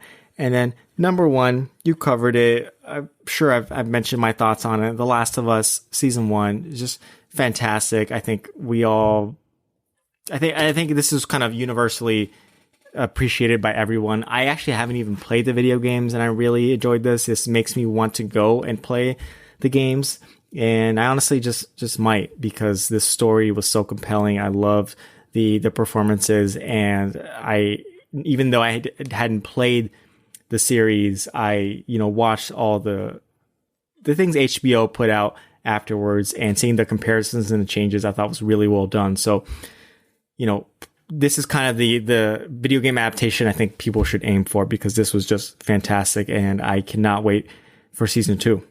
So one little honorable mention for TV shows, also Netflix. I watch what I can, and we have Netflix. So Pokemon Concierge is a really short, I think just 4 episodes, like 15 minutes a piece. So really easy to get through in a day. But if you just kind of spread it out, that's fine too. It's a stop motion show about a Pokemon like resort, essentially, and an employee in it. And mostly it's just super cute. Like, it's just, everything about it is just like the cutest kind of thing you can imagine with Pokemon. And it's the message kind of behind it was actually really endearing. And so I really recommend, especially when it relates a lot to work and kind of our fulfillment with work. And even though it's maybe not the most realistic, obviously there's Pokemon involved, I think you can still take a little bit out of it. So super quick watch. Honorable mention would be Pokemon Concierge. So those are my 5+ TV shows, 5+ movies, and a few awards there. Hope you all check out some of these ones if you haven't already, and I'm interested to hear what you all have to say, because there's plenty of things that I have not watched this year that I need to get to. So recommend them and bring them on. See ya. There you go. Wow. Lots to unpack there. Some crossover with a few things, different. Well, the same number 1 in terms of TV. So I think all 3 of us have now officially agreed on our number 1 TV show as The Last of Us, which is obviously going to the part 1 of this. But movies, we were all over the place. Some obviously crossover and stuff like that, but neither of us, I think, had Spider-Verse and even in our top 5, and Henrique obviously had it number 1. I talked about Suzume a little bit, which is a movie that we haven't talked about at all to this point. I haven't seen it yet. It's the Your Name guy, so maybe that's one that we could have a Your Name award for at some point, or your Name 2 years behind award sort of thing. I don't know. You brought up Saltburn as well. You got to that very recently, but yeah, some good picks there. And as Henrique, if you're listening to this now, I did indeed watch Blue Samurai. I did indeed do it. I took your suggestion and I fucking binged that shit, and it was worth it. And then if anyone's wondering, this is a sort of weird sort of thing, but I'm just going to say it now because I'll forget to if I don't do it now. He brought up Pokemon Concierge, and people will listen to our next episode in which we look ahead to 2024, and I'll say that we already recorded that, and we brought up Pokemon Concierge on that episode, and so the reason that we didn't know what Pokemon Concierge was when we talked about it then is because we had not heard from Henrique as of recording. So hopefully that makes sense. It probably doesn't make sense to anyone now, but when you hear that episode, you'll understand why we're just like, what is this show? So anyway, thank you very much, Henrique, for chiming in. We certainly have to have you on air. We've done a lot with you pre-recording bits, so we can plug them right in. Right. And we're missing having you on it here to talk with us about things. But as we obviously get into 2024 stuff, I'm sure the opportunity will arise. So I'm going to plug in some other written listeners' corners. I'm not really plugging them in. I'm just saying them. And then that'll be it. But Anna was nice enough to share a top 4 of her films. Anna Mattis, of course, being my wife and a semi-regular guest of this podcast as well. She made it very easy. Her top 4 were sort of almost exactly my top 4. So she said that her number 1 was Oppenheimer, her number 2 was American Fiction, and then she said tied for 3, which is different for me. I had a 3 and 4. She said tied for 3 were The Holdovers and Past Lives. She couldn't decide, and she couldn't decide on a 5, so she left it at 4, and that's how it goes. Hey, good picks. And then this is not strictly speaking as part of a year in review listener's corner, but it kind of makes sense to include here, and that's from the one, the only, our main contributor to the listener's corner, Mr. Bruce Brown. What's he got? Who has been left to his own devices because his wife, my mom, is on a cruise as of recording this right now, so he's watching everything that she's not too keen on. And he's been watching some 2023 stuff. So I'm going to leave the 2024 stuff that he's been up to for a future episode. But I want to touch on the 2023 stuff because it's all stuff that's kind of relevant to things that we've brought up either this episode or the last one. So the Marvels he watched, he said it was quirky, had kind of the same teenager vibe of the Miss Marvel TV show. Some fun, entertaining, mostly kind of pointless. Captain Marvel is a total badass. At times she seems to get kicked around pretty good. Other times she restarts the sun and the solar system, which is, seems kind of powerful. He says it's worth watching once. Don't need to see it again ever. But Brie Larson is good in the role. The kid's pretty cute. I assume the kid being Miss Marvel, Iman Vellani, and the kid's family is good comic relief as well, which I think I said as much, more or less, was I liked the Marvels. I think that it doesn't deserve the flack that it's gotten. But obviously it was not in my top 5 or my honorable mentions for a reason either. So fair enough. Beef, chimed in on Beef. Great. Enjoyed it till the end. Definite positive recommendation. Henrique had Beef at number 2, so that's another, that's 2 Beef recommendations. The Bear.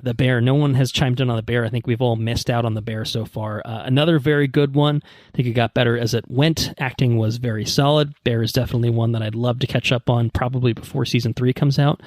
And then finally, I don't know if this is the right way to wrap up 2023, but fuck it. It feels like we should. Cocaine Bear. So much fun. Loved it. 2 exclamation points. I talked about that movie today. Cocaine Bear. Yeah. Cocaine Bear, man. There you go. 2023. It is in the books. We are done with 2023, at least for now, at least until we watch The Boy and the Heron and everything else we missed. Then we can go back to it or whatever. But for now, we're done. We're done with 2023. And this has been long enough, so I'm just going to go ahead and just wrap it up. I'm going to say thank you all for listening. If you enjoyed what you heard, please spread the word. Support us on Patreon at patreon.com/watchreview-repeat. $2 a month gets you early access to regular episodes, like our look ahead to 2024, which, as I just alluded to, we recorded before this, so it's already up there. I can tell you that right now. And you can get access to our bonus episodes when we work on them in the future. So again, stay tuned on that front. We haven't figured out anything specifically, but it will happen. It will happen now that we're kind of going to be full-fledged into 2024. Once we get through Dune, then we'll feel like, all right, now the year kind of opens up from that point, I think is how it's going to be. There's no life let's see. Beyond Dune. That's all we have is Dune. Correct. That's all we have right now. It's the only thing we can think about. Websites, watchreviewrepeat.com. Head there for links to all of our episodes, obviously links to our socials, at WRRPod on Twitter /X. We are on Facebook at facebook.com/watchreviewrepeat. We're on Instagram at watchreviewrepeat as well. Questions, comments, suggestions. Again, you want to throw some late to the party, listeners' corner stuff about your movies, TV shows you watched in 2023. We're certainly happy to talk about that on a future edition of the listeners' corner. It's watchreviewrepeat@gmail.com is the easiest way to get in contact with us. We'll certainly see it there. And then obviously now we're 2 months into 2024. You got shit that you've been watching, from the new year. You can certainly tell us about that as well. Be happy to check things out. We've had several shows that have started, ended, or are in the process of going. Things that we'll be previewing in that look ahead episode, I guess. So I'll leave it at that. But we'd be happy to hear about that once we get to kind of our regularly scheduled programming, once we're done with the 2023, 2024 stuff. So our intro and outro tracks, Mechanolith by Kevin MacLeod and Incompetech.com. It's licensed under the Creative Commons by Attribution 3.0 license. We already did it. So, for us, it's in the rearview mirror, but for you, it is the future. It's 2024, a look ahead. It's our next episode. It's a few hours of us talking about all the TV shows coming out in 2024, all the films coming out in 2024, up to and including Dune Part 2. But there are a great many things coming out in 2024 beyond Dune. So look forward to that episode when it makes its way to the regular feed. Hope you guys have enjoyed our very, very exhaustive coverage of 2023. And now we must rest. We must rest. We must say goodbye to 2023. It is officially done. It is done. Andrew, you're the one that's going to take them out. Take care now. Bye-bye then. Laters on the Minji.